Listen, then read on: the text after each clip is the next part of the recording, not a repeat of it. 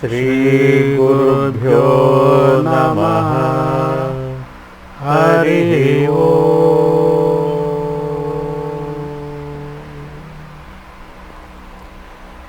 ಶ್ರೀ ಗುರುಭ್ಯೋ ನಮಃ. ಶ್ರೀಮಾತ್ರೇ ನಮಃ. ಈ ಹಿಂದಿನ ಸಂಚಿಕೆಗಳಲ್ಲಿ ತುಂಬ ಸರಳವಾಗಿ ಯೋಗದ ಬಗ್ಗೆ ವಿಚಾರಗಳನ್ನು ತಾವು ತಿಳಿಸಿದ್ದೀರಾ. ಮತ್ತು ನಾಡಿ ವ್ಯವಸ್ಥೆ ಬಗ್ಗೆನೂ ಸ್ವಲ್ಪ ಸೂಕ್ಷ್ಮವಾಗಿ ಹೇಳಿದ್ದೀರಾ ಅನಿಸುತ್ತೆ. ಈಗ ಈ ನಾಡಿ ವ್ಯವಸ್ಥೆ ಬಗ್ಗೆ ಈಗ ಜೀವಶಾಸ್ತ್ರದಲ್ಲಿ ಮತ್ತು ಮಾನಸಿಕವಾದ ಮನೋವಿಜ್ಞಾನದಲ್ಲಿ ಅದಕ್ಕೂ ಇದಕ್ಕೂ ಸಾಮ್ಯತೆ ಇದೆಯಾ ಅಥವಾ ಏನಾದರೂ ವ್ಯತ್ಯಾಸಗಳಿದೆಯಾ ಇದರಲ್ಲಿ? ಮುಖ್ಯವಾಗಿ ಮಾತಾಡ್ತಾ ಇರೋಂಥ ವಿಷಯ ಏನಂದರೆ ಮನಸ್ಸು, ಬುದ್ಧಿ, ಚಿತ್ತ, ಅಹಂಕಾರ, ಸಾಧನ ಚತುಷ್ಟಯಗಳು. ಹೌದು. ನಂತರ ಜಾಗೃತ್, ಸ್ವಪ್ನ, ಸುಷುಪ್ತಿ, ತುರಿಯ ಮತ್ತು ಪಶ್ಯಂತಿ. ಈ ವಿಷಯಗಳಿಗೂ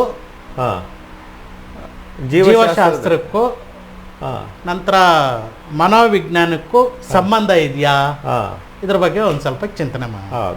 ಸರಿ ಅಲ್ವಾ? ಸರಿ. ಈ ಜೀವಶಾಸ್ತ್ರವನ್ನು ಮೊದಲಿಗೆ ತೆಗೆದುಕೊಳ್ಳೋದಾದರೆ, ಶರೀರದಲ್ಲಿ ಬಹಳ ಪ್ರಮುಖವಾದ ಅಂಶ ಏನು ಅಂದರೆ ಮೆದುಳು ಮತ್ತು ಬೆನ್ನುಮೂಳೆ. ಹೌದು. ಈ ಮೆದುಳು ಮತ್ತು ಬೆನ್ನುಮೂಳೆಗೆ ಸಂಬಂಧಪಟ್ಟಂತೆ ಕೇಂದ್ರೀಯ ನಾಡಿ ವ್ಯವಸ್ಥೆ ಇದೆ, ಪರಿಧಿಯ ನಾಡಿ ವ್ಯವಸ್ಥೆ ಇದೆ ಮತ್ತು ಸ್ವಯಂಚಾಲಿತ ನಾಡಿ ವ್ಯವಸ್ಥೆ ಇದೆ.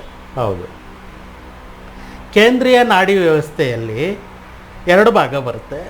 ಮೆದುಳಿನಲ್ಲಿ ಇರುವಂಥ ನಾಡಿ ವ್ಯವಸ್ಥೆಗಳು ಮತ್ತು ಬೆನ್ನುಮೂಳೆಯಲ್ಲಿರುವಂಥ ನಾಡಿ ವ್ಯವಸ್ಥೆಗಳಿಗೆ ಸಂಬಂಧ ಇರುತ್ತೆ. ಪರಿಧಿಯ ನಾಡಿ ವ್ಯವಸ್ಥೆ ಅಂತಂದರೆ ಕಪಾಲದಲ್ಲಿರುವಂಥ ಕೆಲವು ನಾಡಿಗಳು, ನಂತರ ಬೆನ್ನಿನ ಭಾಗದಲ್ಲಿರುವಂಥ ಕೆಲವು ನಾಡಿಗಳನ್ನು ನಿಯಂತ್ರಣ ಮಾಡ್ತಾ ಇರುತ್ತೆ.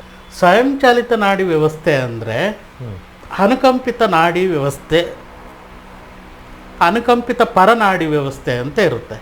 ಸ್ವಯಂಚಾಲಿತ ನಾಡಿ ವ್ಯವಸ್ಥೆ ಸಿಂಪಥೆಟಿಕ್ ನರ್ವ್ ಸಿಸ್ಟಮ್ ಮತ್ತು ಪ್ಯಾರಾಸಿಂಪಥೆಟಿಕ್ ನರ್ವ್ ಸಿಸ್ಟಮನ್ನು ನಿಯಂತ್ರಣ ಮಾಡ್ತಾ ಇರುತ್ತೆ.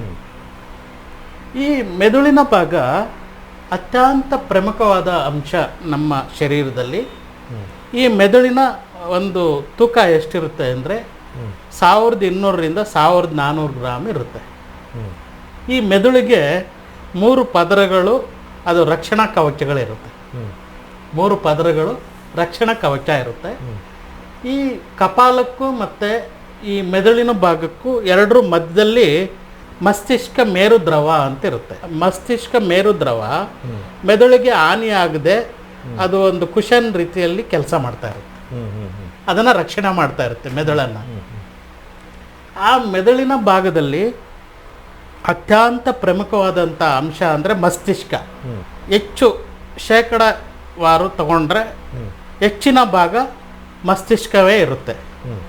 ಆ ಮಸ್ತಿಷ್ಕದಲ್ಲಿ ಆಲೋಚನ, ವಿವೇಚನ, ಆಮೇಲೆ ಕಲಿಯುವಿಕೆ, ಏಕಾಗ್ರತೆ, ಮಾತನಾಡುವಿಕೆ ಎಲ್ಲವನ್ನು ನಿಯಂತ್ರಣ ಮಾಡ್ತಾ ಇರುತ್ತೆ ಮಸ್ತಿಷ್ಕ. ಕ್ರಿಯಾಶೀಲತೆ ಅದೆಲ್ಲವೂ ಮಸ್ತಿಷ್ಕ ನಿಯಂತ್ರಣದಲ್ಲಿ ಇರುತ್ತೆ, ಮಸ್ತಿಷ್ಕದ ನಿಯಂತ್ರಣದಲ್ಲಿರುತ್ತೆ. ಮಸ್ತಿಷ್ಕದಲ್ಲಿ 2 ಭಾಗ ಇರುತ್ತೆ, ಒಂದು ಎಡ ಮಸ್ತಿಷ್ಕ, ಒಂದು ಬಲ ಮಸ್ತಿಷ್ಕ.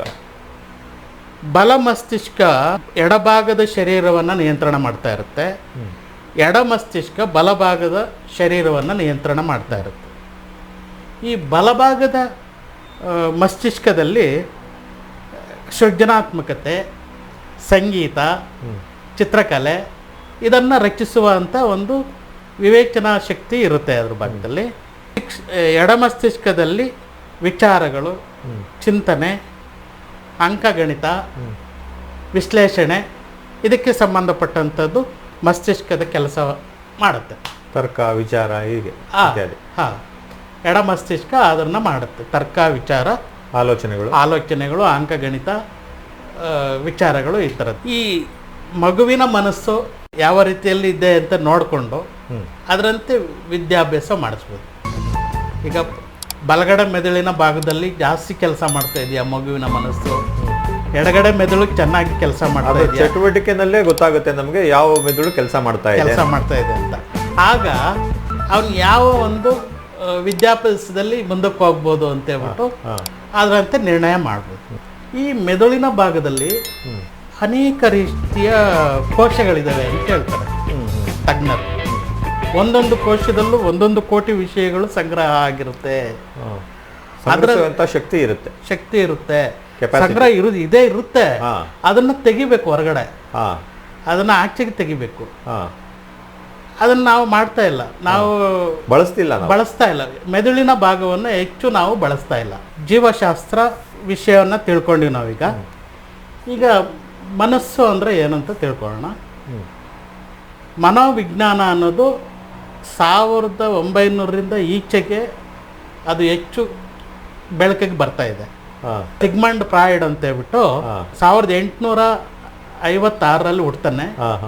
ಆತ ನರಗಳ ತಜ್ಞ ನ್ಯೂರಾಲಜಿಸ್ಟ್, ನರಗಳ ತಜ್ಞ ಆಗಿರ್ತಾನೆ. ಆ ನರಗಳಿಗೂ ಮನಸ್ಸಿಗೂ ಏನೋ ಸಂಬಂಧ ಇದೆ ಅಂತ ಪ್ರಯೋಗಗಳೆಲ್ಲ ಮಾಡಿ ಮನಸ್ಸಿನ ಮೇಲೆ ಒತ್ತಡ ಬಿದ್ದರೆ ಶರೀರದ ಮೇಲೆ ಕಾಯಿಲೆ ಬರುತ್ತೆ ಅನ್ನೋದು ಪ್ರಪ್ರಥಮ ಬಾರಿಗೆ ತಿಳ್ಕೊಂಡ. ಯಾವಾಗ 1900 ಅಂದ ಅದರಿಂದ ಈಚೆಗೆ. ಆದರೆ ವೈಜ್ಞಾನಿಕವಾಗಿ ಅದು ನಮ್ಮ ಶಾಸ್ತ್ರಗಳು ವಿಜ್ಞಾನವೇ. ಆದರೆ ಅದನ್ನ ನಾವು ಎಲ್ಲೂ ಅದನ್ನ ನಾವು ಬೆಳಕಿಗೆ ತರಲಿಲ್ಲ, ಗಣನೆಗೆ ತಗೊಳ್ತೇವೆ. ಆ ರೀತಿ ನಾವು ಇದ್ದೇವೆ. ಸಾವಿರಾರು ವರ್ಷಗಳ ಹಿಂದೆನೆ ನಮ್ಮ ಋಷಿಮುನಿಗಳು ಹೇಳ್ಬಿಟ್ರು, ಮನಸ್ಸು, ಬುದ್ಧಿ, ಚಿತ್ತ, ಅಹಂಕಾರ ಇದೆ.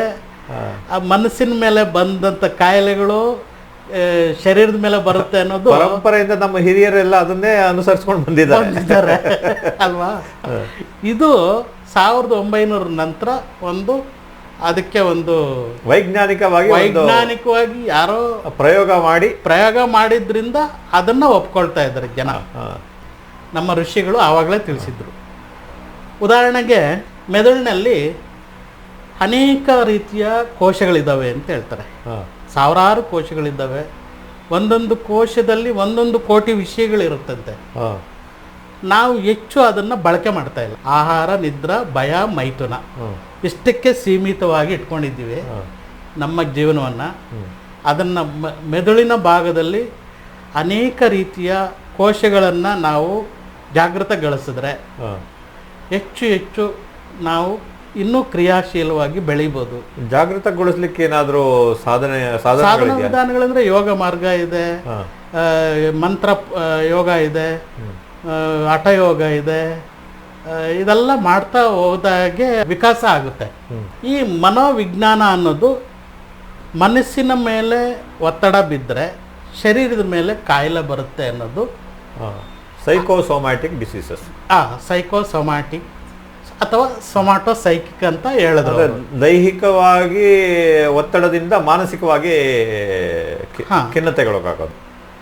ಮನಸ್ಸಿನಲ್ಲಿ ಒತ್ತಡಗಳಾದರೆ ಶರೀರದಲ್ಲಿ ಕಾಯಿಲೆಗಳು ಬರುವಂಥದ್ದು. ಆ ಕಾಯಿಲೆಗಳು ಅದು ಹಿಂದೆ ಇರಲಿಲ್ಲ ಅಂತಲ್ಲ. ಈಗ ಗುರುತ್ವಾಕರ್ಷಣೆ ಹಿಂದೆ ಇರಲಿಲ್ಲ ಅಂತಲ್ಲ. ಆ ಸೈಂಟಿಸ್ಟ್ ಹೇಳಿದ ಮೇಲೆ ಆ ಗುರುತ್ವಾಕರ್ಷಣೆ ಬಂದಿದ್ದಲ್ಲ. ಗುರುತ್ವಾಕರ್ಷಣೆ ಪುರಾತನ ಮೊದಲಿಂದನೂ ಇತ್ತು. ಅದನ್ನ ಇವರು ವೈಜ್ಞಾನಿಕವಾಗಿ ಗಮನಕ್ಕೆ ತಂದ್ರು. ಅದೇ ರೀತಿ ಈ ವಿಜ್ಞಾನವೂ ಅಷ್ಟೇ ಪುರಾತನ ಕಾಲದಿಂದನೂ ಇತ್ತು. ಈ ಸಿಗ್ಮಂಡ್ ಫ್ರಾಯ್ಡ್ ಅಂತ ಹೇಳ್ಬಿಟ್ಟು 19ನೇ ಶತಮಾನದಲ್ಲಿ ಬೆಳಕಿಗೆ ತಂದ. ಮನಸ್ಸು ಅಂದರೆ ಏನು ಅಂತ ತಿಳ್ಕೊಳ್ಳೋಣ. ವಿಚಾರಗಳು, ಚಿಂತನೆಗಳು, ಭಾವನೆಗಳು, ಕಲ್ಪನೆಗಳು, ನೋವುಗಳು, ನಲಿವುಗಳು ಎಲ್ಲವೂ ಸಂಗ್ರಹ ಆಗಿರುವಂಥ ಒಂದು ದೊಡ್ಡ ಡಸ್ಟ್ಬಿನ್ ಅಂತ ಹೇಳ್ಬೋದು. ಅಲ್ಲ, ನಾವು ಹಾಗೆ ಮಾಡಿಬಿಟ್ಟಿದ್ದೀವ. ಡಸ್ಟ್ಬಿನ್ ಆಗೋಗಿದೆ. ಅದನ್ನ ಸರಿಯಾದ ರೀತಿಯಲ್ಲಿ ಸ್ವಚ್ಛವಾಗಿ ಇಟ್ಕೊಂಡ್ರೆ ಚೆನ್ನಾಗಿ ಕೆಲಸ ಮಾಡುತ್ತೆ ಅಲ್ವಾ. ಒತ್ತಡರಹಿತವಾಗಿ ಇರಕ್ಕೆ ಸಾಧ್ಯವಾಗುತ್ತೆ. ಈ ಡಸ್ಟ್ಬಿನ್ನ ನಾವು ಕ್ಲೀನ್ ಮಾಡಬೇಕಾಗಿದೆ. ಆಯ್ತು, ಹೇಗೆ ಈ ವಿಚಾರಗಳು, ಚಿಂತನೆಗಳು, ಭಾವನೆಗಳಿಂದ ಹೇಗೆ ಒತ್ತಡ ಬೀಳುತ್ತೆ? ಕೆಲಸದ ಒತ್ತಡ ಇರ್ಬೋದು, ಸಂಬಂಧಗಳ ಒತ್ತಡ ಇರ್ಬೋದು, ಅವನು ಮಾಡೋವಂಥ ವೃತ್ತಿಗಳ ಒತ್ತಡ ಇರ್ಬೋದು. ಅವನ ಒಂದು ಪರಿಧಿಗೆ ಮೀರಿ ಬದುಕಿದಾಗ ಆವಾಗ ಅವನಿಗೆ ಸಮಸ್ಯೆಗಳಾಗೋದು ಕಾಡುತ್ತೆ. ಈಗ ಒಂದೊಂದು 500 ರೂಪಾಯಿ ಸಂಪಾದನೆ ಮಾಡ್ತಾ ಇದ್ದೀನಿ ಅಂತಂದರೆ ನನ್ನ ಇತಿಮಿತಿಗೆ ತಕ್ಕಂತೆ ನಾನು ಆನಂದವಾಗಿ ಖುಷಿಯಾಗಿರ್ಬೋದು. ನಾನೇನು ಮಾಡ್ತಾ ಇದ್ದೀನಿ, 2000 ರೂಪಾಯಿಗೆ ಕಮಿಟ್ಮೆಂಟ್ ಆಗ್ತದೆ. ಆದಾಯಕ್ಕಿಂತ ಖರ್ಚು ಜಾಸ್ತಿ, ಆದಾಯಕ್ಕಿಂತ ಹೆಚ್ಚು ಖರ್ಚು, ಅದಕ್ಕೆ ಕಮಿಟ್ ಆಗಿರ್ತೀನಿ. ಆ ಪರಿಧಿಯನ್ನು ಮೀರ್ಬಿಡ್ತೀನಿ ನಾನು. ಆ ಪರಿಧಿಯನ್ನು ಮೀರಿದಾಗ ಅದನ್ನ ಬ್ಯಾಲೆನ್ಸ್ ಮಾಡೋಕ್ಕಾಗದೆ ಸಮಸ್ಯೆಗಳಲ್ಲಿ ಸಿಗಾಕೊಂತೀನಿ. ಆ ಸಮಸ್ಯೆಗಳನ್ನ ಬಗೆಹರಿಸೋಕ್ಕಾಗಲ್ಲ. ನನ್ನ ಇತಿಮಿತಿಗಳನ್ನು ಮೀರದೆ ಜೀವನ ಮಾಡುವಂಥದ್ದು ಉತ್ತಮ ಆರೋಗ್ಯಕರವಾದಂಥ ಜೀವನ ವಿಧಾನ. ಒಂದು ತಿಂಗಳು ಸಂಬಳ ಬಂದಿಲ್ಲ ಅಂದರೆ EMI ಕಟ್ಟಬೇಕು, ಬಾಡಿಗೆ ಕಟ್ಟಬೇಕು, ಇದೆಲ್ಲ ಕಟ್ಟಬೇಕು, ಏನೆಲ್ಲ ಕಮಿಟ್ಮೆಂಟ್ ಇರುತ್ತೆ. ಖರ್ಚು ಯಾವುದು ನಿಲ್ಲೋದಿಲ್ಲ, ಯಾವುದು ನಿಲ್ಲೋದಿಲ್ಲ, ಆದಾಯ ಮಾತ್ರ ಕಡಿಮೆ ಆಗಿರುತ್ತೆ ಅಲ್ವಾ? ಈ ಆದಾಯಕ್ಕೆ ತಕ್ಕಂತೆ ಜೀವನವನ್ನು ರೂಪಿಸ್ಕೊಳ್ಳೋದು ಒಂದು ವಿಧಾನ. ಮನಸ್ಸಿನ ಮೇಲೆ ಒತ್ತಡಗಳು ಬೀಳ್ತಾ ಇದೆಯಾ ಅನ್ನೋದು ಅವರವರೇ ಯೋಚನೆ ಮಾಡಬೇಕಾಗುತ್ತೆ. ನಾನು ಒಂದು 30 ವರ್ಷದ ಹಿಂದೆ ನಮ್ಮ ಯೋಗ ತರಗತಿಗೆ ಒಬ್ಬರು ವಿಜಯ ಬ್ಯಾಂಕ್ ಮ್ಯಾನೇಜರ್ ಒಬ್ಬರು ಬರ್ತಾಯಿದ್ರು. ಅವ್ರು ಯಾವಾಗಲೂ ಗಂಟು ಮುಖನ ಹಾಕ್ಕೊಂಡಿರ್ತಾಯಿದ್ರು. ನಾವು ನೋಡ್ತಾ ಇದ್ರಲ್ಲ, ಸರ್ ಯಾವಾಗಲೂ ನೀವು ನಗ್ತಾ ಇರ್ತೀರಾ, ತುಂಬ ನಮ್ಗೆ ಆ ಥರ ಇರ್ಲಿಕ್ಕೆ ಆಗಲ್ಲ, ಯಾಕೆ? ನಿಮ್ಮ ಹೆಂಡತಿ ಹತ್ರ ನಗಲ್ವಾ ನೀವು? ಆರಾಮಾಗಿ ನಕ್ಕೊಂಡು ಫ್ರೀಯಾಗಿ ಮಾತಾಡೋದಿಲ್ವಾ ಅಂತಂದೆ. ಅಯ್ಯೋ, ಆಕೆ ಹತ್ರ ಫ್ರೀಯಾಗಿ ನಗ್ನಗ್ತಾ ಮಾತಾಡ್ಬಿಟ್ರೆ ಚಿನ್ನದ ಸರ ಕೊಡಿಸು, ಸೀರೆ ಕೊಡಿಸು, ಅದು ಕೊಡಿಸು, ಇದು ಕೊಡಿಸು ಅಂತ ಶುರು ಮಾಡ್ಬಿಡ್ತಾಳೆ. ನಿಮ್ಮ ಮಕ್ಕಳ ಹತ್ರ ನೀವು ನಗ್ನಗ್ತಾ ಪ್ರೀತಿಯಿಂದ ಇರೋಕ್ಕಾಗಲ್ವಾ ಅಂತಂದೆ. ಅವ್ರ ಹತ್ರ ನಾವು ಪ್ರೀತಿಯಿಂದ ನಗ್ನಗ್ತಾ ಇತ್ತು ಅಂದರೆ ಅವ್ರು ಕಾರ್ ಕೊಡಿಸು, ಬೈಕ್ ಕೊಡಿಸು, ಅದು ಕೊಡಿಸು, ಇದು ಕೊಡಿಸು, ಹೇಗಿದ್ರು ಬ್ಯಾಂಕ್ ಮ್ಯಾನೇಜರ್ ಎಲ್ಲ ಲೋನ್ ಕೊಡಿಸು ಅಂತ. ಅದಕ್ಕೆ ಸೀರಿಯಸ್ ಆಗಿರ್ತೀನಿ ನಾನು. ನೀವೇ ಹೇಳ್ತಾ ಇದ್ದೀರಲ್ಲ, ಅದಕ್ಕೆ ಅದನ್ನು ಬಿಟ್ಟು ಹೊರಗಡೆ ಬರಬೇಕು. ಕೆಲಸದವ್ರ ಹತ್ರ ನಗ್ನಗ್ತಾ ಪ್ರೀತಿಯಿಂದ ಇರಬೇಕು. ಅಯ್ಯೋ, ಆಕೆ ಹತ್ರ ನಗ್ನಗ್ತಾ ಏನಾದ್ರು ಪ್ರೀತಿಯಿಂದ ಇದ್ಬಿಟ್ರೆ ಸಂಬಳ ಜಾಸ್ತಿ ಮಾಡು ಅಂತ ಹೇಳ್ತಾರೆ. ಹಾಗಾದ್ರೆ ಇವರು ನಗೋದೇ ಇಲ್ಲ. ಇದೆಲ್ಲ ನೀವು ಈಗ ಅದನ್ನ ಸರಿಯಾಗಿ ಬ್ಯಾಲೆನ್ಸ್ ಮಾಡಿಲ್ಲ ಅಂದ್ರೆ ನಗ್ನಗ್ತಾನೆ ಬೇಕಾದ್ರೂ ಸಹಜ ಸ್ಥಿತಿ ತರಬಹುದು. ಇದು ಕೂಡ ಒಂದು ರೀತಿ ಬಿಗಿತನೂ ಕೂಡ ಒಂದು ರೀತಿ ಒತ್ತಡಗಳೇ ಅದು. ಅದರಿಂದ ಬೇರೆ ಬೇರೆ ಕಾಯಿಲೆಗಳೆಲ್ಲ ಬರುತ್ತೆ. ಮೆದುಳಿನ ಮೇಲೆ ಒತ್ತಡ ಬೀಳುತ್ತೆ.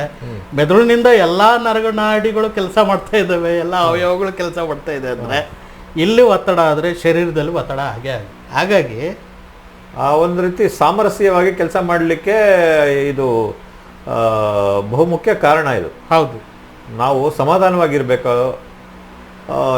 ಜಾಸ್ತಿ ಒತ್ತಡ ರಹಿತವಾಗಿ ಕೆಲಸ ಮಾಡೋದಕ್ಕೆ ಪ್ರಯತ್ನ ಮಾಡಬೇಕು. ನಗ್ನಗ್ತಾ ಇರಬೇಕು. ಹಾಸ್ಯ ಪ್ರಜ್ಞೆ ಇದ್ದಷ್ಟು ಒಂದು ರೀತಿ ಚೆನ್ನಾಗಿರುತ್ತೆ, ಉತ್ತಮ. ಒಂದು ಹೆಂಗ್ಸ್ಗೆ ಮನೆಗೆ ಯೋಗ ಹೇಳ್ಕೊಡಕ್ಕೆ ಹೋಗ್ತಾ ಇದ್ದೆ 30 ವರ್ಷದ ಕೆಳಗೆ. ಆಕೆಗೆ ಒಂದು ವಿಚಿತ್ರವಾದ ಕಾಯಿಲೆ ಇತ್ತು. ಹೇಗೆ ಈ ಕಾಯಿಲೆ ಬಂತು ನಿಮಗೆ ಅಂತ ನಾನು ಅವ್ರನ್ನ ಕೇಳಿದೆ. ನಾನು ಏನೋ ಅಂತ ಗೊತ್ತಿಲ್ಲ. ಡಾಕ್ಟ್ರ್ ಹೇಳಿದ್ರು, ಇದು ಮನಸ್ಸಿನ ಒತ್ತಡದಿಂದ ಬಂದಿರೋ ಅಂಥದ್ದು, ಮಾನಸಿಕವಾಗಿ ನೀವೇನೋ ಯೋಚನೆ ಮಾಡ್ತಾ ಇದ್ದೀರಾ, ಚಿಂತೆ ಮಾಡ್ತಾ ಇದ್ದೀರಾ ಅಂತ ಹೇಳಿದ್ರು. ನನಗೇನು ಯೋಚನೆ ಇಲ್ಲ, ನನಗೇನು ಚಿಂತೆ ಇಲ್ಲ. ಒಳ್ಳೆ ಗಂಡ, ದೇವರಂಥ ಗಂಡ, ದೇವರಂಥ ಅತ್ತೆ ಮಾವ, ದೇವರಂಥ ಅಪ್ಪ ಅಮ್ಮ, ನನ್ನಂಥ ಅದೃಷ್ಟವಂತಲೇ ಇಲ್ಲ. ಆದರೆ ಈ ಕಾಯಿಲೆ ಏನಕ್ಕೆ ಬಂತು ಗೊತ್ತಿಲ್ಲ. ಸರಿ, ನಿಮಗೆ ಅದು ಮಾನಸಿಕ ಒತ್ತಡದಿಂದನೇ ಈ ಕಾಯಿಲೆ ಬಂದಿರೋದು ಅಂತ ನಾನು ಹೇಳ್ತೇನೆ. ಅದೇಗೆ ಸರ್? ನನಗೇನು ಒತ್ತಡ ಇಲ್ಲ. ಸರಿ, ನಿಮ್ಮ ಮನೆಯಲ್ಲಿ ನೀವು ಕೆಲಸಕ್ಕೆ ಯಾರನ್ನಾದ್ರೂ ಇಟ್ಕೊಂಡಿದ್ದೀರಾ ಮನೆ ಕೆಲಸ ಮಾಡೋದಕ್ಕೆ? ಇಲ್ಲ. ಯಾರಾದ್ರು ಕೆಲಸಕ್ಕೆ ಇಟ್ಕೊಂಡ್ರೆ ನಮಗೆ ಸೋಮಾರಿತನ ಬರುತ್ತೆ ಅಂತ ಹೇಳ್ಬಿಟ್ಟು ನಾನೇ ಇಷ್ಟಪಟ್ಟು ಮನೆ ಕೆಲಸ, ಅಡುಗೆ, ಬಟ್ಟೆ ಒಗೆಯೋದು, ನೆಲ ಒರೆಸೋದು ಎಲ್ಲ ನಾನೇ ಮಾಡ್ಕೊತೀನಿ. ಅದೇ ನಿಮ್ಗೆ ಒತ್ತಡ ಬೀಳ್ತಾ ಇದೆ. ಅದು ಹೇಗೆ ಸಾಧ್ಯ? ಇಲ್ವಲ್ಲ, ನಾನು ಇಷ್ಟಪಟ್ಟು ಮಾಡ್ತಾ ಇದ್ದೀನಿ ಅಂತೇಳಿ. ಇಲ್ಲ, ನೀವು ಮಲಗಿದ್ದಾಗ ರಾತ್ರಿಯಲ್ಲಿ ಅಕಸ್ಮಾತಾಗಿ ನಿಮ್ಗೆ 2 ಗಂಟೆಗೆ ಎಚ್ಚರ ಆಗುತ್ತೆ, 1 ಗಂಟೆಗೆ ಎಚ್ಚರ ಆಗುತ್ತೆ. ಎಚ್ಚರ ಆದಾಗ ನಿಮಗೆ ನೀವೇನು ಯೋಚನೆ ಮಾಡ್ತಾ ಇದ್ದೀರ ಅಂದರೆ, ಬೆಳಗ್ಗೆ ಎದ್ದು ಅಡುಗೆ ಮಾಡಬೇಕು, ಏನು ತಿಂಡಿ ಮಾಡಲಿ, ಉಪ್ಪಿಟ್ಟು ಮಾಡಲಾ, ಚಿತ್ರಾನ್ನ ಮಾಡಲಾ, ದೋಸೆ ಮಾಡಲಾ, ಇಡ್ಲಿ ಮಾಡಲಾ, ಏನು ಮಾಡಲಿ, ಇದೇ ಯೋಚನೆಯಲ್ಲಿ ಮಾಡೋದ್ರ ಬಗ್ಗೆ ಮೊದಲೇ ಯೋಚನೆ ಮಾಡ್ತಾನೇ ಇರ್ತಾರೆ. ಅನಂತರ ಬಟ್ಟೆ ಒಗಿಬೇಕು, ಅನಂತರ ನೆಲ ಒರೆಸ್ಬೇಕು, ಅನಂತರ ಇದೇನೋ ಮಾಡಬೇಕು, ಅದೇನೋ ಮಾಡಬೇಕು. ಇದೇ ಯೋಚನೆಯಲ್ಲಿ ಮಗ್ನರಾಗಿ 2 ಗಂಟೆ 3 ಗಂಟೆ ಆದರೂ ಆಯಿತು, ಹೇಳೋಕ್ಕಾಗಲ್ಲ. ಎಷ್ಟೊತ್ತಿಗೆ ನಿದ್ದೆ ಬರುತ್ತೆ ಅಂತ ಹೇಳೋಕ್ಕಾಗಲ್ಲ. ನಿದ್ದೆ ಬಂದ್ಬಿಡುತ್ತೆ. ಬೆಳಗಿನ ಜಾವದಲ್ಲಿ 8 ಗಂಟೆಗೆ ಎಚ್ಚರ ಆಗುತ್ತೆ. 8 ಗಂಟೆಗೆ ಎಚ್ಚರ. ಅಯ್ಯೋ, 8 ಗಂಟೆಗೆ ಎಚ್ಚರ ಆಗಿ ಏನು ಕೆಲಸ ಮಾಡೋದು, ಏನು ಕೆಲಸ ಮಾಡೋಕ್ಕಾಗಲ್ಲ. ಸರಿ ಹೇಗೋ ಕಷ್ಟಪಟ್ಟು ಮಗುನ ಒಂದು ತಯಾರು ಮಾಡಿಬಿಟ್ಟು ಅದಕ್ಕೊಂದು ಎರಡು ಇಡ್ಲಿ ಕೊಡಿಸ್ಬಿಟ್ಟು 2 ಇಡ್ಲಿ ಬಾಕ್ಸ್ಗೆ ಹಾಕಿ ಕೊಟ್ಬಿಟ್ಟು ಸ್ಕೂಲಿಗೆ ಕಳಿಸ್ಬಿಡ್ತಾರೆ. ಗಂಡನಿಗೆ ಹೋಟ್ಲಲ್ಲಿ ತಿಂಡಿ ತಿನ್ಕೊಳ್ಳಿ ಅಂತ ಹೇಳ್ಬಿಟ್ಟು ಹೇಳ್ಬಿಡ್ತಾರೆ. ಇದು ಮನಸ್ಸಿನ ಮೇಲೆ ಒತ್ತಡ ಬೀಳ್ತಾ ಇದೆಯಾ ಇಲ್ವಾ ಅಂತಂದೆ. ಹೌದು ಸರ್, 100% ಕರೆಕ್ಟು. ಆದರೆ ನನಗೆ ಒಂದು ಮಗು ಒಂದು ಗಂಡ ಅಷ್ಟೇ. ನಮ್ಮ ಅತ್ತೆಗೆ 5 ಜನ ಮಕ್ಕಳು, 5 ಜನ ಸೊಸೆಯಂದರು, ಮೊಮ್ಮಕ್ಕಳು, ಇದನ್ನೆಲ್ಲ ನೋಡಿಕೊಂಡ್ರು ಅವ್ರು ಆರಾಮಾಗಿದ್ದಾರೆ, ಆರೋಗ್ಯವಾಗಿದ್ದಾರೆ ಅಂತೇಳಿ. ಅವ್ರೇನು ಮಾಡ್ತಾರೆ ಅಂತ ನಾನು ಹೇಳಲ್ಲ ಅಂತಂದು. ಬೆಳಗ್ಗೆ ಎದ್ದ ತಕ್ಷಣ ದೇವರಿಗೆ ಒಂದು ನಮಸ್ಕಾರ ಮಾಡ್ತಾರೆ, ಮೂಲಲ್ಲಿರೋವಂಥ ಪರ್ಕೆ ತೊಗೊತಾರೆ, ಇಡೀ ಮನೇನ ದೊಡ್ಡ ಮನೆ ಇರೋದು ಅಂತ ಹೇಳಿದ್ರಲ್ಲ ಆ ಮನೇನ ಗುಡಿಸ್ತಾರೆ. ಗುಡಿಸ್ಬಿಟ್ಟು ಏನೋ ಒಂದು ತಿಂಡಿ ಮಾಡ್ತಾರೆ. ಹಿಂದಿನ ದಿವಸನೇ ಅದಕ್ಕೆ ಪ್ರಿಪೇರ್ ಮಾಡಿಟ್ಟಿರ್ತಾರೆ, ಸಿದ್ಧತೆ ಮಾಡಿಟ್ಟಿರ್ತಾರೆ. ನಂತರ ಬಂದು ಬೆಳಗ್ಗೆ ಬಂದು ಅದನ್ನ ತಿಂಡಿ ಎಲ್ಲ ರೆಡಿ ಮಾಡಿಬಿಟ್ಟು ಹೋಗಿ ಮೂಲೆಯಲ್ಲಿ ಕೂತ್ಕೊಂಡು ಎಲೆ ಅಡಿಕೆ ಹಾಕ್ತಾ ಇರ್ತಾರೆ. ಹೌದು ಸರ್, 100%. ಅವರು ಕೆಲಸದ ಬಗ್ಗೆ ಯೋಚನೆ ಮಾಡ್ತಾ ಇಲ್ಲ, ನೀವು ಕೆಲಸದ ಬಗ್ಗೆ ಯೋಚನೆ ಮಾಡ್ತಾ ಇದ್ದೀರಾ. ಅವ್ರ ಕೆಲಸವನ್ನು ಮಾಡ್ತಾ ಇದ್ದಾರೆ, ಯೋಚನೆ ಮಾಡ್ತಾ ಇದ್ದೀರಾ. ಹೌದು ಸರ್ ಅಂತಂದು. ಹೀಗೆ ಮನಸ್ಸಿನ ಮೇಲೆ ಆದಂಥ ಒತ್ತಡ ಶರೀರದ ಮೇಲೆ ಕಾಯಿಲೆ ರೂಪದಲ್ಲಿ ಬರುತ್ತೆ. ಆ ಕಾಯಿಲೆ ತಲೆಯಲ್ಲೆಲ್ಲೋ ಬಂತು ಅಂದರೆ, ಮೈಗ್ರೇನ್ ಹೆಡ್ಡಾಕಂತ ಬಂತು ಅಂದರೆ ಅದನ್ನು ಸರಿಪಡಿಸೋಕೆ ಹೋದರೆ ಬೇರೆ ಕಾಯಿಲೆ ಬರುತ್ತೆ, BP ಬರುತ್ತೆ. ಅದನ್ನು ಸರಿ ಮಾಡೋಕ್ಕೆ ಹೋದರೆ ಶುಗರ್ ಬರುತ್ತೆ. ಅದನ್ನು ಸರಿ ಮಾಡೋಕ್ಕೆ ಹೋದರೆ ಹೃದಯಕ್ಕೆ ಸಂಬಂಧಪಟ್ಟಂಥ ಕಾಯಿಲೆಗಳು ಬರುತ್ತೆ. ಹೀಗೆ ಮನಸ್ಸಿನ ಮೂಲದಲ್ಲಿ ಏನಿದೆ ಅದನ್ನು ತೆಗಿಬೇಕು. ಆ ಡಸ್ಟ್ಬಿನ್ನಲ್ಲಿ ಏನಿದೆ ಅದನ್ನು ಸರಿ ಮಾಡಬೇಕು. ನಾವು ಡಸ್ಟ್ಬಿನ್ ಮಾಡ್ಕೊಂಡಿದ್ದೀವಿ, ಅದು ತುಂಬ ಪವಿತ್ರವಾದ ಜಾಗ, ಅದನ್ನು ಡಸ್ಟ್ಬಿನ್ ಮಾಡ್ಕೊಂಡಿದ್ದೀವಿ. ಡಸ್ಟ್ಬಿನ್ ಹಾಗೆ ಉಪಯೋಗಿಸ್ತಾ ಇದ್ದೀವಿ. ಅದಕ್ಕೆ ಯಾವ ರೀತಿ ಯೋಚನೆಗಳಾಗ್ತಾ ಇದ್ದೀವಿ, ಯಾವ ರೀತಿ ಬೀಜ ಬಿತ್ತಾ ಇದ್ದೀವಿ ಅನ್ನೋದು ಬಹಳ ಮುಖ್ಯ. ಇದು ಮನೋವಿಜ್ಞಾನ. ಈ ಮನಸ್ಸು ಅಂದರೆ ಮನಸ್ಸಿನ ಮೇಲೆ ಒತ್ತಡ ಆಗಿದ್ದು ಶರೀರದ ಮೇಲೆ ಬರುತ್ತೆ, ಶರೀರದ ಮೇಲೆ ಕಾಯಿಲೆ ರೂಪದಲ್ಲಿ ಬರುತ್ತೆ. ಇದು ಮನಸ್ಸಿನ ಒಂದು. ಹಾಗಾಗಿ ಮಾನಸಿಕ ಸ್ಥಿತಿನ ನಾವು ಸುದೃಢವಾಗಿ ಇಟ್ಕೊಳ್ಬೇಕು, ಆರೋಗ್ಯಪೂರ್ಣವಾಗಿ ಇಟ್ಕೊಳ್ಬೇಕು. ಹೆಚ್ಚು ಒತ್ತಡಕ್ಕೆ ಒಳಗಾಗದೆ ಸಹಜವಾಗಿ ಸಮಾಧಾನವಾಗಿ. ಹೌದು. ಅದ್ರ ನಂತರ ಬರೋವಂಥದ್ದು ಬುದ್ಧಿ. ಬುದ್ಧಿ ಅಂದರೆ ಏನು? ಇಂಟೆಲೆಕ್ಚುಯಲ್ ಅಂತ ಹೇಳ್ಬಿಟ್ಟು ಇಂಗ್ಲೀಷ್ನಲ್ಲಿ ಹೇಳ್ತಾರೆ. ಬುದ್ಧಿ ಅಂದರೆ ಒಂದು ವಿಷಯವನ್ನು 2 ಥರ ಯೋಚನೆ ಮಾಡಿ ಸೂಕ್ತ ನಿರ್ಧಾರವನ್ನು ತಗೊಳ್ಳುವಂಥದ್ದು. ಈಗ ಒಂದು ಚಾಕು ಇದೆ, ಒಂದು ಆಪಲ್ ಇದೆ. ಆ ಚಾಕು ತಗೊಂಡು ಆಪಲ್ ಕಟ್ ಮಾಡ್ಕೊಂಡು ತಿಂದರೆ ಏನಾಗುತ್ತೆ? ಆರೋಗ್ಯ ಬರುತ್ತೆ, ಶರೀರಕ್ಕೆ ಪುಷ್ಟಿ ಬರುತ್ತೆ. ಅದೇ ಚಾಕುನ ಇನ್ನೊಬ್ರಿಗೆ ಚುಚ್ಚಿದ್ರೆ ಜೈಲಿಗೆ ಹೋಗ್ಬೇಕು, ಸೆರೆಮನೆ ವಾಸ ಆಗುತ್ತೆ. ಈಗ 2ರಲ್ಲಿ ಯಾವುದು ಸರಿ ಯಾವುದು ಸರಿಯಲ್ಲ ಅನ್ನೋದಕ್ಕೆ ಚಿಂತನೆ ಮಾಡುವಂಥದ್ದು ಬುದ್ಧಿ, ನಿರ್ಣಯ ತಗೊಳ್ಳುವಂಥದ್ದು. ಇದನ್ನು ಬುದ್ಧಿ ಅಂತ ಕರೀತಾರೆ. ಬುದ್ಧಿ ನಿರ್ಣಯಾತ್ಮಕವಾದಂಥದ್ದು ಬುದ್ಧಿ. ಅದ್ರ ನಂತರ ಬರೋವಂಥದ್ದು ಚಿತ್ತ ಅಂತ ನಾವು ಕರಿತೀವಿ. ಅದನ್ನು ಮನೋವಿಜ್ಞಾನ ಏನಂತ ಕರೆಯುತ್ತೆ ಅಂದರೆ ಸಬ್ಕಾನ್ಷಿಯಸ್ ಮೈಂಡ್ ಅಂತ ಕರೀತೀವಿ. ಈಗ ನಾವು ಜೀವಶಾಸ್ತ್ರವನ್ನು ಅರ್ಥ ಮಾಡ್ಕೊಂಡ್ವಿ, ಮೆದುಳಿನ ಕಾರ್ಯಕ್ಷಮತೆಯನ್ನು ಅರ್ಥ ಮಾಡ್ಕೊಂಡ್ವಿ, ಮನೋವಿಜ್ಞಾನವನ್ನು ಸ್ವಲ್ಪ ಅರ್ಥ ಮಾಡ್ಕೊಂಡ್ವಿ, ಬುದ್ಧಿ ಬಗ್ಗೆ ಸ್ವಲ್ಪ ಅರ್ಥ ಮಾಡ್ಕೊಂಡ್ವಿ. ಇದು ಚಿತ್ತ ಅಂತಂದರೆ ಸಬ್ಕಾನ್ಷಿಯಸ್ ಮೈಂಡ್ ಅಂತ ಮನೋವಿಜ್ಞಾನ ಹೇಳುತ್ತೆ, ನಮ್ಮಲ್ಲಿ ಚಿತ್ತ ಅಂತ ಕರಿತೀವಿ. ಈ ಮನೋವಿಜ್ಞಾನ 1900ರಿಂದ ಈಚೆಗೆ ಬಂದಿದ್ದು. ಮನಸ್ಸಿನಿಂದ ಕಾಯಿಲೆ ಬರುತ್ತೆ, ಒಳಗಿನಿಂದ ಕಾಯಿಲೆ ಬರುತ್ತೆ ಅನ್ನೋದನ್ನ ಸಾವಿರಾರು ವರ್ಷಗಳಿಂದ ಋಷಿಮುನಿಗಳು ಹೇಳಿದ್ದಾರೆ. ಆ ಋಷಿಮುನಿಗಳು ಯೋಗ ವಾಸಿಷ್ಠದಲ್ಲಿ ಆದಿಜ ಅನಾದಿಜ ಅಂತ 2 ವಿಧದ ಕಾಯಿಲೆಗಳಿದ್ದಾವೆ ಅಂತ ಹೇಳ್ಬಿಟ್ಟು ಹೇಳ್ತಾರೆ, ವಿವರಿಸ್ತಾರೆ. ಆದಿಜ ಅಂತಂದರೆ ಜನ್ಮಾಂತರಗಳಿಂದ ಬಂದಿರೋವಂಥ ಕಾಯಿಲೆಗಳು. ಅನಾದಿಜ ಅಂತಂದರೆ ಈ ಕ್ಷಣಕ್ಕೆ ಬಂದಿರೋವಂಥ ನೆಗಡಿ, ಕೆಮ್ಮು, ಋತುಮಾನಕ್ಕೆ ಅನುಗುಣವಾಗಿರುವಂಥ ಕಾಯಿಲೆಗಳು, ಸಾಂಕ್ರಾಮಿಕ ಕಾಯಿಲೆಗಳು, ಕಾಲರಾ, ಪ್ಲೇಗು, ನಂತರ ಚಿಕನ್ ಗುನ್ಯಾ, ಕರೋನಾ ಅಂತ ಕಾಯಿಲೆಗಳು. ಈ ಸಾಂಕ್ರಾಮಿಕ ಕಾಯಿಲೆಗಳಿಗೆ ಮದ್ದಿದೆ. ಆ ಮದ್ದನ್ನು ಕೊಟ್ಟರೆ ಒಂದು ಆಂಟಿಬಯೋಟಿಕ್ ಇರುತ್ತೆ, ಅಥವಾ ಒಂದು ಸಾಂಪ್ರದಾಯಿಕ ವೈದ್ಯಕೀಯ ಪದ್ಧತಿ ಮನೆ ಇರುತ್ತೆ, ಮದ್ದಿಂದ ಗುಣ ಮಾಡ್ಬೋದು. ನೆಗಡಿ ಬಂದ್ರೆ ಒಂದು ಕಷಾಯ ಕುಡಿದ್ರೆ ಕಷಾಯಗಳು ಮಾಡೋದು. ನೆಗಡಿ ಹೋಗುತ್ತೆ. ಮೊದಲೆಲ್ಲ ಹಾಗೆಲ್ಲ ಕಷಾಯ ಮಾಡಿನೇ ಎಲ್ಲ ಗುಣ ಆಗ್ತಾ ಇತ್ತು. ಹೀಗೆ ಅನಾದಿಜಾಬ ಅಂತ ಬಂದಿರೋವಂಥ ಕಾಯಿಲೆಗಳಿಗೆ, ಈ ಕ್ಷಣ ಬಂದಿರೋವಂಥ ಕಾಯಿಲೆಗಳಿಗೆ ಅದನ್ನು ಗುಣಪಡಿಸ್ಬೋದು. ಅದಕ್ಕೆ ಔಷಧಿಗಳಿದ್ದಾವೆ. ಆದಿಜ ಅನ್ನೋದು ಅಂತಂದರೆ ಜನ್ಮಾಂತರದಿಂದ ಬಂದಿರೋವಂಥ ಕಾಯಿಲೆಗಳಿರುತ್ತೆ. ಅದು ಹೇಗೆ ಬಂದಿರುತ್ತೆ ಅಂದರೆ ಪಂಚೇಂದ್ರಿಯಗಳು, ಕರ್ಮ ಸಿದ್ಧಾಂತ. ಪಂಚೇಂದ್ರಿಯಗಳು, ಕರ್ಮೇಂದ್ರಿಯಗಳು, ಪಂಚಪ್ರಾಣಗಳು, ಪಂಚ ಉಪಪ್ರಾಣಗಳು ಈ ಶರೀರವನ್ನು ನಿಯಂತ್ರಣ ಮಾಡ್ತಾ ಇದೆ. ಪಂಚೇಂದ್ರಿಯಗಳಿಂದ ನೋಡೋ ದೃಷ್ಟಿ, ಕೇಳಿಸ್ಕೊಳ್ಳುವಂಥದ್ದು, ಮೂಗಿನಿಂದ ವಾಸನೆ, ರುಚಿ, ಇದಕ್ಕೆ ಸಂಬಂಧಪಟ್ಟಂಥದ್ದು. ಕರ್ಮೇಂದ್ರಿಯಗಳಂದ್ರೆ 2 ಕಾಲು, 2 ಕೈ, ಗುದದ್ವಾರ, ಬಾಯಿ, ಜನನೇಂದ್ರಿಯ, ಬಾಯಿ. ಈ ಪಂಚಕರ್ಮೇಂದ್ರಿಯಗಳಿಂದ ಕರ್ಮಗಳನ್ನು ಮಾಡ್ತೀನಿ, ಜ್ಞಾನೇಂದ್ರಿಯಗಳಿಂದ ಸುಖ ದುಃಖಗಳನ್ನು ಅನುಭವಿಸ್ತೀನಿ. ಇದನ್ನು ಯಾರು ಮಾಡ್ತಾ ಇರೋದು ಅಂದರೆ ಮನಸ್ಸು. ಈ ಮನಸ್ಸು ಇದೆಲ್ಲವನ್ನು ಹೊರಗಿನ ಜೀವನವನ್ನು, ಸುಖವನ್ನು, ಸಂತೋಷವನ್ನು ಅನುಭವಿಸ್ತಾ ಇದೆಯಲ್ವಾ. ಅದರಲ್ಲಿ ಆಗಿರುವಂಥ ಒತ್ತಡಗಳು, ಅದರಲ್ಲಿ ತಪ್ಪಾಗಿ ಮಾಡಿದಂಥ ಕರ್ಮಗಳು ಎಲ್ಲವೂ ಅಲ್ಲಿ ಸಂಗ್ರಹ ಆಗಿರುತ್ತೆ ಜನ್ಮಾಂತರಗಳಿಂದ ಚಿತ್ತದಲ್ಲಿ. ಅದಕ್ಕೆ ಪರಿಹಾರ ಏನು ಅಂತಂದರೆ, ಈ ಜೀವಾತ್ಮನಲ್ಲಿ ಬಂದಿದ್ದೀವಿ ಅಂತಂದರೆ ಅಲ್ಲಿ ಉತ್ತಮ ಕರ್ಮಗಳನ್ನು ಮಾಡ್ತಾ ಉತ್ತಮ ಜೀವನವನ್ನು ನಡೆಸ್ತಾ ಮತ್ತೆ ನಾನು ಅನಂತ ಆತ್ಮದಲ್ಲಿ ಒಂದಾಗಬೇಕು.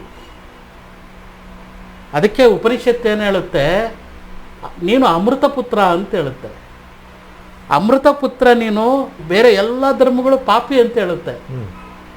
ನಮ್ಮ ಧರ್ಮ ಮಾತ್ರ ನೀನು ಅಮೃತ ಪುತ್ರ, ನೀನು ಆನಂದ ಸ್ವರೂಪ, ನೀನು ಚೈತನ್ಯ ಸ್ವರೂಪ, ನೀನು ಅದನ್ನು ಹೊಂದಬೇಕು. ನಿನ್ನಲ್ಲಿ ಅನಂತ ಶಕ್ತಿ ಇದೆ, ಅನಂತ ಜ್ಞಾನ ಇದೆ, ಅದನ್ನು ನೀನು ವಿಕಾಸ ಮಾಡಬೇಕು, ಅದಕ್ಕೆ ಬಂದಿರೋದು ಅಂತ ಹೇಳುತ್ತೆ. ಆದರೆ ನಾನು ಇಲ್ಲಿ ಅನೇಕ ಕರ್ಮಗಳಲ್ಲಿ ಸಿಗಾಕೊಂಡು ಅನೇಕ ರೋಗಗಳನ್ನು ಅನುಭವಿಸ್ತಾ, ಅನೇಕ ನೋವುಗಳನ್ನು ಅನುಭವಿಸ್ತಾ ಜೀವನವನ್ನು ಕಳೀತಾ ಇದ್ದೀನಿ. ಕರ್ಮ ಬಂಧನಗಳಿಂದ ಕ್ಲೇಶಕ್ಕೊಳಗಾಗಿದೆ. ಈಗ ನಾನೇನು ಮಾಡಬೇಕು, ಇನ್ನೊಂದು ಸ್ವಲ್ಪ ಈಗ ಈ ಮನಸ್ಸು ಬುದ್ಧಿ ಅನ್ನೋದು ಏನು ಅಂತ ತಿಳ್ಕೊಂಡಿದ್ದಾಯಿತು. ಈ ಚಿತ್ತವನ್ನು ಸ್ವಲ್ಪ ತಿಳ್ಕೊಳ್ಳೋಂಥ ಪ್ರಯತ್ನ ಮಾಡೋಣ. ಚಿತ್ತ ಅಂದರೆ ಏನು, ಸಬ್ಕಾನ್ಷಿಯಸ್ ಮೈಂಡ್ ಅಂತೇಳ್ಬಿಟ್ಟು ಅದು ಹೇಗೆ ಕೆಲಸ ಮಾಡುತ್ತೆ. ಹೌದು, ಚಿತ್ತ ಅನ್ನೋದು ನೀವು ಒಂದ್ಸರಿ ಹೇಳಿದ್ರೆ ಈಗ ಸ್ಟೋರೇಜ್ ಹೌಸ್ ಥರ. ಸಬ್ಕಾನ್ಷಿಯಸ್ ಮೈಂಡ್ ಅಂತಂದರೆ ಈ ಸಬ್ಕಾನ್ಷಿಯಸ್ ಎಚ್ಚರದ ಮನಸ್ಸು ಮತ್ತು ಸಬ್ಕಾನ್ಷಿಯಸ್ ಮೈಂಡ್, ಸುಪ್ತ ಮನಸ್ಸು. ಎಚ್ಚರದ ಮನಸ್ಸು ಇದ್ದಾಗ ನಾನು ಯೋಚನೆ ಮಾಡ್ತಾಯಿದ್ದೀನಿ, ಚಿಂತನೆ ಮಾಡ್ತಾಯಿದ್ದೀನಿ, ಪ್ರಪಂಚದ ಜೊತೆಯಲ್ಲಿ ಜಾಗೃತವಾಗಿ ಎಲ್ಲ ವ್ಯವಹಾರಗಳನ್ನು ಮಾಡ್ತಾ ಇರ್ತೀನಿ. ಒಂದು ಐಸ್ ಕ್ಯೂಬು ನೀರಲ್ಲಿ ಹಾಕಿದ್ರೆ ಅದರ 10%, 10 ಭಾಗ, 10% ಮಾತ್ರ ಮೇಲೆ ಕಾಣುತ್ತೆ, 90 ಭಾಗ ನೀರಿನ ಒಳಗಡೆ ಇರುತ್ತೆ. ಹೌದು. ಆ ಸಬ್ಕಾನ್ಷಿಯಸ್ ಮೈಂಡಲ್ಲಿ ಅನೇಕ ರೀತಿಯ ನೋವುಗಳು, ನಲಿವುಗಳು ಎಲ್ಲ ಇರುತ್ತಲ್ಲ, ಅದ್ರ ಒಳಗಡೆ ಇರುತ್ತೆ, ಅದು ಗೊತ್ತಾಗೋದಿಲ್ಲ. ಅದು ಅಲ್ಲಿ ಒಳಗಡೆ ಏನಿದೆ, ಅಲ್ಲಿ ಕರ್ಮದ ಪಡಿ ಅಚ್ಚುಗಳು ಅಲ್ಲಿರುತ್ತೆ. ಅದನ್ನು ತೆಗಿಬೇಕಾಗಿದೆ ನಾವು. ಅಲ್ಲಿ ನಾವು ಒಳಗಡೆ ಪ್ರವೇಶ ಮಾಡಬೇಕು ಅಂದರೆ ಅಷ್ಟು ಈಸಿ ಅಲ್ಲ. ಅದು ಹೇಗೆ ಕೆಲಸ ಮಾಡುತ್ತೆ ಅನ್ನೋದು, ಸಬ್ಕಾನ್ಷಿಯಸ್ ಮೈಂಡ್ ಹೇಗೆ ಕೆಲಸ ಮಾಡುತ್ತೆ ಅನ್ನೋದನ್ನು ಸ್ವಲ್ಪ ಚಿಂತನೆ ಮಾಡಿ. ಆಯಿತು. ಒಂದು ಗಾಡಿ ಓಡಿಸೋವಾಗ ಮೊದಲು ತುಂಬ ಎಚ್ಚರಿಕೆಯಿಂದ ಮಾಡ್ತೀವಿ ನಾವು ಅದನ್ನು. ಬಿಗ್ಗಿಯಾಗಿ ಇಟ್ಕೊತೀವಿ, ನಿಧಾನಕ್ಕೆ ಬಿಡ್ತೀವಿ, ಗೇರ್ ಹಾಕ್ತೀವಿ, ಯಾವುದು 2ನೇ ಗೇರ್ ಹಾಕ್ಬೇಕು, ಯಾವ ಗೇರ್ ಆದಮೇಲೆ ಯಾವ್ದು ಹಾಕಬೇಕು, ಹಳ್ಳ ಬಂದರೆ ಹೇಗೆ ತಿರುಗಿಸ್ಬೇಕು, ಅದನ್ನು ಬ್ಯಾಲೆನ್ಸ್ ಹೇಗೆ ಮಾಡಬೇಕು, ಇದೆಲ್ಲ ಮಾಡ್ತಾ ಮಾಡ್ತಾ ಮಾಡ್ತಾ ಮಾಡ್ತಾ ಮೊದಲು ನಿಮಗೆ ಇದು ಕಷ್ಟವಾಗುತ್ತಲ್ವಾ. ಅದು ಮಾಡ್ತಾ ಮಾಡ್ತಾ ಮಾಡ್ತಾ ಏನಾಗುತ್ತೆ, ಅದರ ಅನುಭವಗಳು ಚಿತ್ತದ ಭಾಗದಲ್ಲಿ ಹೋಗಿ ಸಂಗ್ರಹ ಆಗುತ್ತೆ. ಸಬ್ಕಾನ್ಷಿಯಸ್ ಮೈಂಡಲ್ಲಿ ಹೋಗಿ ಆ ಅನುಭವ ಹೋಗಿ ಕೂತ್ಕೊಳ್ಳುತ್ತೆ. ನಂತರ ಅದು ಪೂರ್ತಿ ಆ ಗಾಡಿ ಓಡ್ಸೋಕ್ಕೆ ಬಂದಮೇಲೆ ಹೇಗೆ ಬೇಕೋ ಹಾಗೆ ನೀವು ಎಚ್ಚರದ ಮನಸ್ಸಿಲ್ಲ ಅಂದ್ರೂ ಓಡಿಸ್ಕೊಂಡು ಹೋಗ್ಬೋದು. ಎಚ್ಚರದ ಮನಸ್ಸಿಲ್ಲ ಅಂದ್ರೂ ಗೇರ್ ಹಾಕ್ಕೊಂಬೋದು. ಯಾಕೆ ಅಂತಂದರೆ ಅಭ್ಯಾಸದಿಂದ ಸಬ್ ಕಾನ್ಷಿಯಸ್ ಮೈಂಡಲ್ಲಿ ಆಲ್ರೆಡಿ ಅದರ ಜ್ಞಾನ ಇರೋದ್ರಿಂದ ಅದು ಕೆಲಸ ಮಾಡ್ತಾ ಇರುತ್ತೆ. ಒಂದು ಇನ್ನೊಂದು ಉದಾಹರಣೆ ಕೊಡೋದಾದರೆ, ಒಂದು ಹೆಂಗಸು ಒಂದು ಸ್ಟವ್ ಮೇಲೆ ಪಾತ್ರೆ ಇಟ್ಟಿರ್ತಾಳೆ, ಅದೇನೋ ಕುದೀತಾ ಇರುತ್ತೆ, ಹೋಗಿ ಮುಟ್ಬಿಡ್ತಾಳೆ, ಮುಟ್ಟಿದ ತಕ್ಷಣ ಕೈ ಸುಟ್ಟೋಗ್ಬಿಡುತ್ತೆ. ಇನ್ನೊಂದು ಸಲ ಅದನ್ನು ಆ ಪಾತ್ರೆಯನ್ನು ಮುಟ್ಟಕ್ಕೆ ಹೋದಾಗ ಯೋಚನೆ ಮಾಡ್ತಾಳೆ, ನಾನು ಆವಾಗ ಸುಟ್ಕೊಂಡಿದ್ದೆ, ಆದರೆ ಅದು ಬಿಸಿ ಇರುತ್ತೆ. ಅಜ್ಞಾನ ಎಲ್ಲಿದೆ? ಚಿತ್ತದಲ್ಲಿದೆ, ಸುಪ್ತ ಮನಸ್ಸಿನಲ್ಲಿದೆ. ಒಂದು ಬಟ್ಟೆಯಿಂದ ಹಿಡಿದು ಮೇಲಕ್ಕೆ ಎತ್ತಿ ಇಳಿಸ್ಕೊತಾರೆ. ಅಂದರೆ ಆ ಒಂದು ಜ್ಞಾನ ಸುಪ್ತ ಮನಸ್ಸಿಗೆ ಹೋಗಿ ಸಂಗ್ರಹ ಆಗಿರುತ್ತೆ. ಇನ್ನೊಂದು ವಿಷಯ ಹೇಳೋದಾದರೆ, ಒಂದು ಮಗು ಆಟ ಆಡ್ತಾ ಇರುತ್ತೆ ನೀರ ಹತ್ರ, ಅಕಸ್ಮಾತ್ ಕಾಲ್ಗಾರಿ ನೀರಲ್ಲಿ ಬಿದ್ದುಬಿಡುತ್ತೆ, ಒದ್ದಾಡುತ್ತೆ, ಉಸಿರಾಟ ಮಾಡೋಕ್ಕಾಗಲ್ಲ, ಯಾರೋ ಬಂದು ರಕ್ಷಣೆ ಮಾಡ್ತಾರೆ. ಆದರೆ ಆಕೆಗೆ ಎಷ್ಟು ದೊಡ್ಡ ವಯಸ್ಸಾದ್ರೂ ಸಹ ನೀರು ಅಂದ್ರೆ ಭಯ ಆಗೋಕ್ಕೆ ಶುರುವಾಗುತ್ತೆ. ಯಾಕೆ ಕಾರಣ ಏನು ಅಂತಂದರೆ, ಒಂದು ಸಲ ನೀರು ಬಿದ್ದಿರೋದ್ರಿಂದ ಅದು ಸಬ್ ಕಾನ್ಷಿಯಸ್ ಮೈಂಡಲ್ಲಿ ಒಂದು ಸ್ಟೋರ್ ಆಗಿದೆ. ನೀರು ಅಂದರೆ ನೀರ ಹತ್ರ ಹೋದರೆ ನಾನು ಬೀಳ್ಬೋದೇನೋ, ಹಾಗಾಗಿ ನೀರ ಹತ್ರ ಹೋಗೋದಕ್ಕೆ ಹೆದರ್ಕೊತಾರೆ. ಇನ್ನೊಂದು ರೀತಿಯಲ್ಲಿ ಹೇಳೋದಾದರೆ, ಈ ಚಿತ್ತ ಅನ್ನೋದು, ಈ ಸಬ್ ಕಾನ್ಷಿಯಸ್ ಮೈಂಡ್ ಅನ್ನೋದು ಒಂದು ಕಲ್ಪವೃಕ್ಷ ಇದ್ದಾಗ ನಾವು ಏನನ್ನ ಬಿತ್ತುತ್ತೀವೋ ಅಲ್ಲಿ ಅದರ ಫಲವನ್ನು ಕೊಡುತ್ತೆ. ಆ ಮಗು ಏನನ್ನ ಪಡ್ಕೊಂತೋ ಭಯವನ್ನು ಪಡ್ಕೊಂತು, ಭಯ ಅದರಲ್ಲಿ ಸ್ಟೋರ್ ಆಯಿತು. ಅದರಲ್ಲಿ ಏನಿದೆ ಅನುಭವ, ಹೇಗೆ ಗಾಡಿ ಬೇಕಾದ್ರೆ ಎಲ್ಲಿ ಒಂದು ಮಾರ್ಕೆಟಲ್ಲಿ ಗಾಡಿ ಬೇಕಾದ್ರೂ ಓಡಿಸ್ಬೋದು, ಎಲ್ಲ ಬೇಕಾದ್ರೂ ಹೋಗ್ಬೋದು, ಎಲ್ಲಿಗೆ ಬೇಕಾದ್ರೂ ಹೋಗ್ಬೋದು, ಎಲ್ಲಿಗೆ ಬೇಕಾದ್ರೂ ಬರ್ಬೋದು, ಹೇಗೆ ಓಡಿಸ್ಬೇಕು ಅನ್ನೋ ಒಂದು ಅನುಭವ ಅದರಲ್ಲಿ ಸಂಗ್ರಹ ಆಗಿರುತ್ತೆ. ಅದೇ ರೀತಿ ನಾವು ಈ ಚಿತ್ತದಲ್ಲಿ, ಈ ಒಂದು ಕೃಷಿ ಕ್ಷೇತ್ರದಲ್ಲಿ ಏನು ಕೃಷಿ ಮಾಡಿದ್ದೀವಿ ಅನ್ನೋದೇ ಬಹಳ ಮುಖ್ಯವಾದ ಅಂಶ. ಅದರ ಒಂದು ಫಲವನ್ನೇ ನಾವು ಈಗ ಅನುಭವಿಸ್ತಾ ಇರೋದು. ಪರಂಪರೆಯಿಂದ ಏನು ವಿಷಯ ನಾನೇನು ತಿಳ್ಕೊಂಡಿದ್ದೀನಿ ಅದನ್ನು ಹಂಚ್ಕೊಳ್ಳೋದಕ್ಕೆ ಪ್ರಯತ್ನ ಪಡ್ತೀನಿ. ಖಂಡಿತವಾಗಿ ಕಾನ್ಷಿಯಸ್ ಮೈಂಡು ಹೇಗೆ ಕೆಲಸ ಮಾಡುತ್ತೆ ಅನ್ನೋದನ್ನು ಇನ್ನೊಂದಷ್ಟು ಆಳವಾಗಿ ಚಿಂತನೆ ಮಾಡೋಕ್ಕೆ ಪ್ರಯತ್ನ ಮಾಡೋಣ. ನನಗೆ ಒಂದು 30 ವರ್ಷದ ಹಿಂದೆ ಒಬ್ಬರು ಸ್ನೇಹಿತರಿದ್ದರು, ಒಂದು 75 ವರ್ಷದವರು, ಮೇಷ್ಟ್ರೆ ಅಂತ ಕರೀತಾ ಇದ್ರು. ನಾನು ಯೋಗ ಟೀಚರ್ ಆಗಿದ್ದೆ ಅವಾಗ. ಆ ಸಂದರ್ಭದಲ್ಲಿ ಅವ್ರ ಮನೆಗೆ ಹೋಗ್ತಾ ಇದ್ದೆ ಅವಾಗ ನಾನು. ಅವ್ರ ಮನೇಲಿ ಯಾವಾಗಲೂ ಗಂಡ ಹೆಂಡ್ತಿ ಜಗಳ. ಈ ಜಗಳ ಆಡೋ ಸಮಯದಲ್ಲಿ ಇವ್ರು ಕಾಟ ತಾಳಲಾರ್ದೆ ಹೆಂಡ್ತಿ ಓಡೋಗ್ಬಿಡೋರು. ಸಂಬಂಧಿಕರ ಮನೇಲಿ ಎಲ್ಲೋ ಒಂದು ಕಡೆ ಇರ್ತಾಯಿದ್ರು, ಇವ್ರಿಗೆ ಸಿಗ್ದಾಗೆ ಹೆಂಗೋ ಒಂದು ಪತ್ತೆ ಹಾಕಿಬಿಡ್ತಾಯಿದ್ರು. ಅಲ್ಲ, ನಾನೇನು ಬಿಟ್ಬಿಟ್ಟು ನೀನು ಹೋಗ್ಬಿಟ್ಟಲ್ಲ, ನನ್ನನ್ನು ಬಿಟ್ಟರೆ ನಿನ್ಗೆ ಯಾರು ಗತಿ ಇದ್ದಾರೆ, ನಿನ್ನನ್ನು ಬಿಟ್ಟರೆ ನನಗೆ ಯಾರು ಗತಿ ಇದ್ದಾರೆ, ಐ ಲವ್ ಯು, ಹಾಗೆ ಹೀಗೆ ಅಂತೇಳ್ಬಿಟ್ಟು ಒಂದು ಪ್ರೇಮದ ಸೆರೆ ಹಾಕ್ಬಿಟ್ಟು ಮತ್ತೆ ಅವ್ರ ಕಡೆಗೆ ಸೆಳ್ಕೊತಾರೆ. ಮತ್ತೆ ವಾಪಸ್ ಬರ್ತಾರೆ 1 ತಿಂಗಳು 2 ತಿಂಗಳು, ಮತ್ತೆ ಜಗಳ ಸ್ಟಾರ್ಟ್ ಆಗುತ್ತೆ. ಮತ್ತೆ ಜಗಳ ಸ್ಟಾರ್ಟ್ ಆದಮೇಲೆ ಮತ್ತೆ ಓಡಾಗ್ಬಿಡ್ತಾರೆ. ಇನ್ನು ಯಾರ ಮನೆಯಲ್ಲಿ ಹೋಗಿ ಸೇರ್ಕೊಂಡಿದ್ದಾಳೋ ಹಾಗೆ ಹೋಗಿ ಒಟ್ಟಿನಲ್ಲಿ ಪತ್ತೆ ಹಾಕ್ತಾರೆ, ಬಿಡೋದಿಲ್ಲ. ಪತ್ತೆ ಹಾಕಿ ಮತ್ತೆ ಕರ್ಕೊಂಬರ್ತಾರೆ. ಹೀಗೆ ಇಡೀ ಜೀವನ ಪೂರ್ತಿ ಅವ್ರು ಓಡಾಡ್ತಾ ಇರ್ತಾರೆ, ಮತ್ತೆ ಹೋಗಿ ಕರ್ಕೊಂಬರ್ತಾರೆ, ಸಂತೋಷವಾಗಿರ್ತಾರೆ, ಮತ್ತೆ ಜಗಳ ಆಡ್ತಾರೆ, ಮತ್ತೆ ಓಡಾಗ್ಬಿಡ್ತಾರೆ. ಹೀಗೆ ಜೀವನದುದ್ದಕ್ಕೂ ಅದನ್ನು ಆಚರಣೆ ಮಾಡ್ಕೊಂಡು ಬಂದಿದ್ರು. ಆಯಿತಾ? ಒಂದು ಸಲ ಏನಾಯಿತು, ಅವ್ರ ಮನಸ್ಸಿನ ಆಳದಲ್ಲಿ ನನ್ನ ಹೆಂಡತಿ ಕೈಯಲ್ಲಿ ನಾನು ಸೇವೆ ಮಾಡಿಸ್ಕೊಬೇಕು ಅನ್ನೋದೊಂದು ಮಾದಾಸೆ ಇತ್ತು ಅವ್ರಿಗೆ. ಅದು ಪ್ರಕೃತಿಯಲ್ಲಿ ಒಂದು ವರ. ಈ ಚಿತ್ತದಲ್ಲಿ ಒಂದು ಯಾವುದಾದ್ರೂ ಒಂದು ಬೀಜ ಬಿತ್ತಿದ್ರೆ, ಸುಪ್ತ ಪ್ರಜ್ಞೆಯಲ್ಲಿ ಇತ್ತದು, ಆ ಒಂದು ಬೀಜ ಬಿತ್ತಿದ್ರೆ ಅದೊಂದು ಮರ ಆಗುತ್ತೆ, ಸೂಕ್ತ ಫಲ ಸಿಗೋ ಅಂತ ಕಾಲ ಬರುತ್ತೆ. ಅದಕ್ಕೋಸ್ಕರ ವೆಯ್ಟ್ ಮಾಡಬೇಕಾಗುತ್ತೆ. ಆ ಮನಸ್ಸಿನೆಲ್ಲ ಆಳದಲ್ಲಿ ಅವರು ಆ ರೀತಿ ಅಂದ್ಕೊಂಡಿದ್ರಿಂದ ಒಂದು ಸಲ ಏನಾಯಿತು, ಒಂದು ಆಕ್ಸಿಡೆಂಟ್ ಆಯಿತು. ಮನೆಯಲ್ಲಿ ಆರಾಮಾಗಿ ಮಲಗಿದ್ರು. ಅವ್ರ ಹೆಂಡತಿ ಸೇವೆ ಮಾಡ್ತಾಯಿದ್ರು.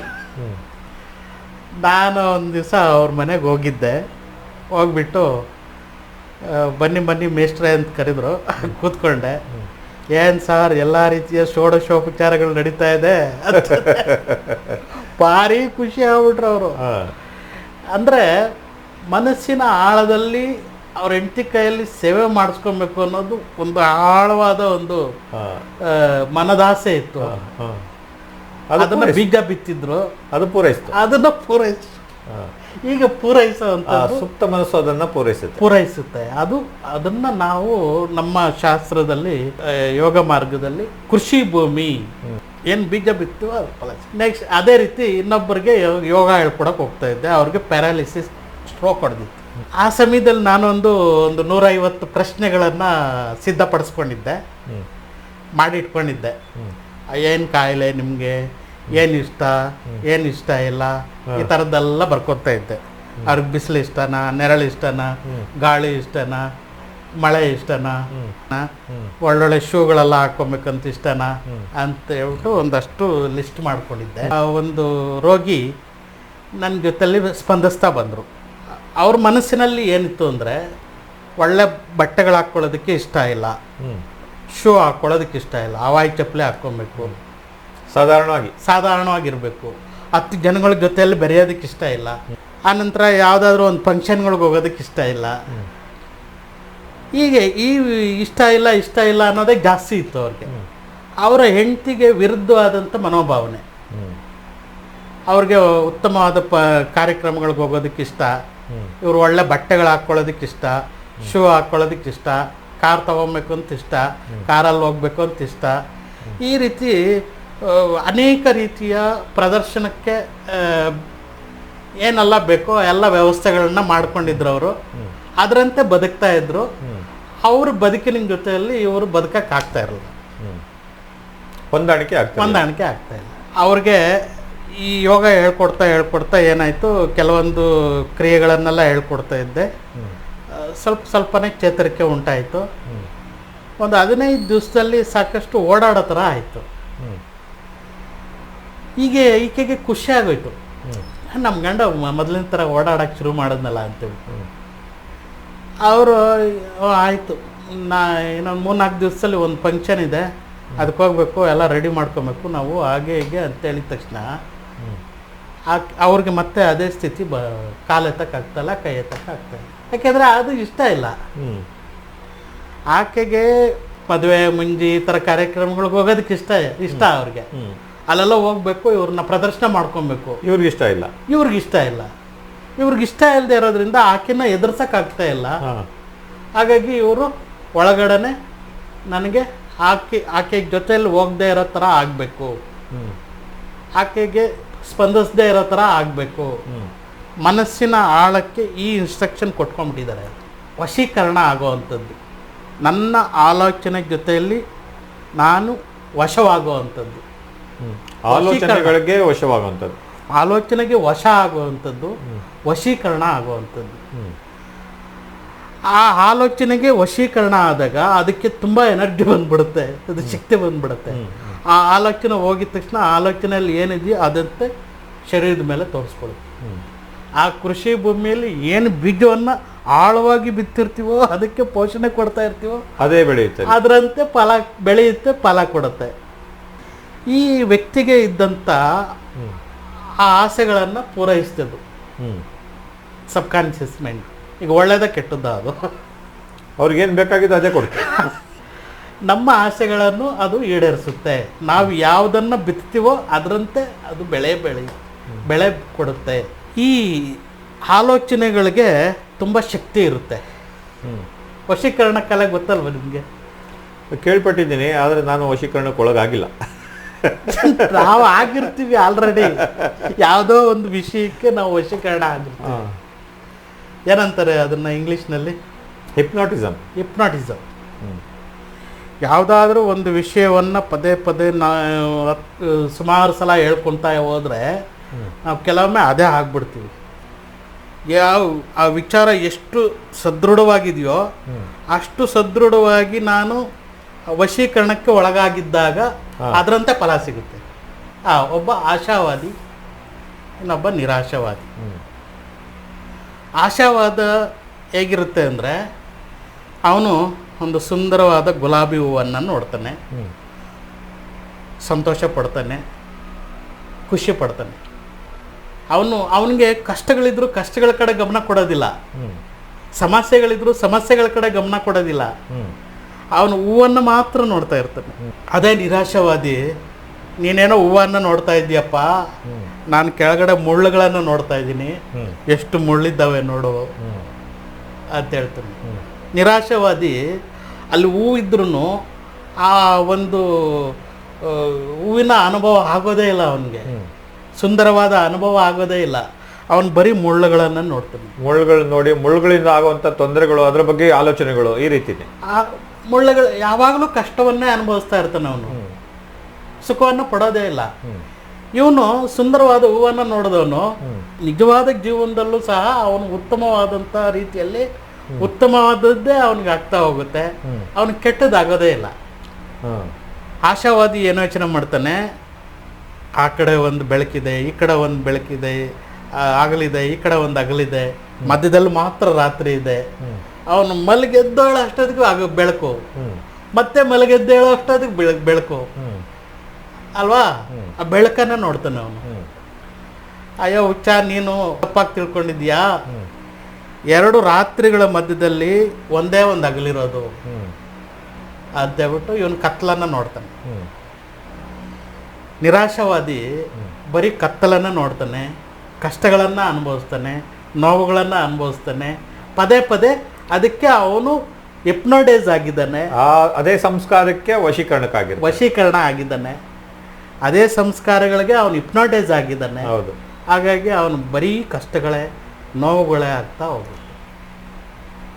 ಜೀವನದಲ್ಲಿ ನಗು ಸಂತೋಷ ಅದೇ ಫಲಿಸ್ತಾ ಇರುತ್ತೆ, ಅದೇ ಬರ್ತಾ ಇರುತ್ತೆ. ಅವನ ನಗು ಸಂತೋಷ ಅನ್ನೋದೇ ಇರೋದೇ ಇಲ್ಲ. ಈ ಆಶಾವಾದಿಗೆ ನಗು ಅವನಿಗೆ ಕಷ್ಟ ಇರಲ್ಲ ಅಂತೇನೇ ಇಲ್ಲ, ಕಷ್ಟಗಳಿದ್ರು ಸಹ ಕಷ್ಟದಲ್ಲೂ ಸುಖ ಕಾಣ್ತಾ ಇರ್ತಾನೆ, ಅದರಲ್ಲೂ ಸುಖ ಕಾಣ್ತಾ ಇರ್ತಾನೆ. ಹೂವು ನೋಡ್ತಾನೆ, ಬೆಳಕನ್ನು ನೋಡ್ತಾನೆ, ಆನಂದವನ್ನು ನೋಡ್ತಾನೆ, ಖುಷಿ ಪಡ್ತಾನೆ, ಆನಂದ ಪಡ್ತಾನೆ, ಸಂತೋಷ ಪಡ್ತಾನೆ. ಇದು ಆಶಾವಾದ, ನಿರಾಶಾವಾದ ಅಂತ. ಈ ನಾವು ಯಾವ ಒಂದು ಸಂಸ್ಕಾರವನ್ನು ನಾವು ರೂಢಿಸ್ಕೊಂಡಿರ್ತೀವೋ ಆ ಸಂಸ್ಕಾರಕ್ಕೆ ನಾನು ವಶೀಕರಣವಾಗಿದ್ದೀನಿ. ಹಾಗಾಗಿ ಅದು ಉತ್ತಮ ಸಂಸ್ಕಾರವಾಗಿತ್ತು ಅಂದರೆ ಉತ್ತಮ ಫಲಗಳನ್ನು ಕೊಡ್ತಾ ಇರುತ್ತೆ, ಖುಷಿಯಾಗಿರ್ತೀನಿ, ನಾನು ಆನಂದವಾಗಿರ್ತೀನಿ. ಕೃಷಿ ಕ್ಷೇತ್ರದಲ್ಲಿ ಅನೇಕ ರೀತಿಯ ಕಳೆಗಿಡಗಳು ಬೆಳೆಯುತ್ತೆ. ಈಗ ಒಬ್ಬ ರೈತ ಒಂದು ತೋಟ ಬೆಳಿಬೇಕು ಅಂದರೆ ಅದರಲ್ಲಿ ಕಳೆಗಿಡಗಳು ಕಿತ್ತಾಕ್ತಾ ಇದ್ರೂ ಬರ್ತಾನೆ ಇರುತ್ತೆ. ಹೌದು. ಹಾಗೆ ನಾನು ಕಿತ್ತಾಕುವಂಥ ಪ್ರಯತ್ನ ಮಾಡ್ತಾ ಇರಬೇಕು. ಹೌದು. ಹುಡ್ದಾಗ್ಲಿಂದ ಸಾಯೋವರೆಗೂ ನನ್ನಲ್ಲಿ ಯಾವುದು ಕಳೆಗಿಡ ಬೆಳೀತಾ ಇದೆ, ನನ್ನಲ್ಲಿ ಏನು ಕೆಟ್ಟ ಸಂಸ್ಕಾರಗಳಿದೆ, ಅದೆಲ್ಲ ಕಿತ್ತಾಕ್ತಾ ಹೋಗ್ಬೇಕು. ಕಿತ್ತಾಕ್ತಾ ಹೋದಾಗೆ ಅವನು ಉತ್ತಮ ಫಲಗಳನ್ನು ಪಡಿತಾ ಹೋಗ್ತಾನೆ, ಆ ಫಲವನ್ನು ನಿರೀಕ್ಷೆ ಮಾಡ್ಬೋದು.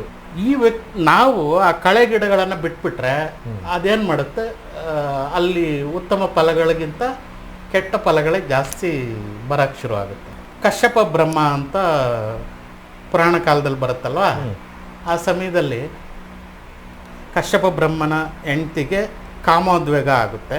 ಆವಾಗ ಏನು ಮಾಡ್ತಾರೆ, ಅವಳು ಕಶ್ಯಪ ಬ್ರಹ್ಮನ ಹತ್ರ ನನ್ನ ಕಾಮವನ್ನು ತೀರಿಸಿ, ನನ್ನ ಈ ತಾಪವನ್ನು ತರಣಿಸಿ, ಹಾಗೆ ಹೀಗೆ ಅಂತ ಪರಿಪರಿಯಾಗಿ ಬೇಡ್ಕೊತಾನೆ. ಇಲ್ಲ ದೇವಿ, ಈ ಕಾಲದಲ್ಲಿ ಸೇರಬಾರ್ದು, ಸೇರಿದ್ರೆ ಒಳ್ಳೇದಲ್ಲ, ಹಾಗೆ ಹೀಗೆ ಅಂತೆಲ್ಲ ಎಷ್ಟೇ ಹೇಳಿದ್ರು ಕೇಳ್ಕೊಂಡ್ರು ಅವಳು ಒಪ್ಪೋದಿಲ್ಲ. ನನ್ನ ಆಸೆನ ತೀರಿಸಿ ಅಂತೇಳ್ಬಿಟ್ಟು ಪರಿಪರಿಯಾಗಿ ಕೇಳ್ಕೊತಾನೆ. ಆವಾಗ ಅವನು ಅನಿವಾರ್ಯವಾಗಿ ಅವನು ಸೇರಲೇಬೇಕಾದ ಪರಿಸ್ಥಿತಿ ಬರುತ್ತೆ. ಅಂಥ ಸಂದರ್ಭದಲ್ಲಿ ಹಿರಣ್ಯಕಶಿಪು ಮತ್ತು ಹಿರಣ್ಯಾಕ್ಷ ಇಬ್ಬರು ರಾಕ್ಷಸರು ಹೋಗ್ತಾರೆ, ಲೋಕಕ್ಕೆ ಕಂಟಕರಾಗ್ತಾರೆ, ಲೋಕವನ್ನು ಪೀಡಿಸ್ತಾರೆ, ಋಷಿ ಮುನಿಗಳನ್ನು ಕಾಡಿಸ್ತಾರೆ, ದೇವತೆಗಳನ್ನು ಪೀಡಿಸ್ತಾರೆ, ಯುದ್ಧಗಳು ಮಾಡ್ತಾರೆ.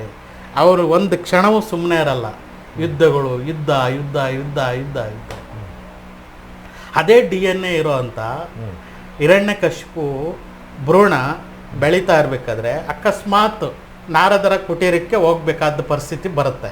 ಕಯಾದು ಗರ್ಭಿಣಿ ಹೆಂಗಸು ನಾರದರ ಕುಟೀರದಲ್ಲಿ ಆಶ್ರಯ ಪಡೆದಿರ್ತಾಳೆ. ಆಗ ಅಂತ ಸಂದರ್ಭದಲ್ಲಿ ನಾರಾಯಣನ ಮಂತ್ರವನ್ನ ಜಪ ಹೇಳೋದಕ್ಕೆ ಕೊಟ್ಟು ಅವಳು ಯಾವಾಗಲೂ ಜಪ ಮಾಡ್ತಾ ಇರ್ತಾಳೆ. ನಂತರ ಇವರು ಪುರಾಣಗಳು, ಕಥೆಗಳು ಇದನ್ನೆಲ್ಲ ಹೇಳ್ತಾ ಹೇಳ್ತಾ ಯಾವುದು ಯೋಗ್ಯವಾದಂಥ ವಿಷಯಗಳು ಅದೆಲ್ಲ ಹೇಳಕ್ಕೆ ಶುರು ಮಾಡ್ತಾರೆ, ಕಥೆಗಳನ್ನು ಹೇಳ್ತಾರೆ. ಅದನ್ನು ಭ್ರೂಣ ಕೇಳಿಸ್ಕೊಳ್ತಾರೆ. ಕಯಾದು ಹೊಟ್ಟೆಯಲ್ಲಿರುವಂಥ ಭ್ರೂಣ ಕೇಳಿಸ್ಕೊಳ್ತಾರೆ. ಅದು ಮಗು ಹುಟ್ಟಿದ ಮೇಲೆ ಲೋಕಕ್ಕೆ ಒಂದು ಒಳ್ಳೆ ರಾಜನಾಗಿ ಬೆಳೆದ, ಒಳ್ಳೆ ಪಾಲಕನಾದ. ಅದೇ ಸಂಸ್ಕಾರಕ್ಕೆ ವಶೀಕರಣಕ್ಕೊಳಗಾಯಿತು.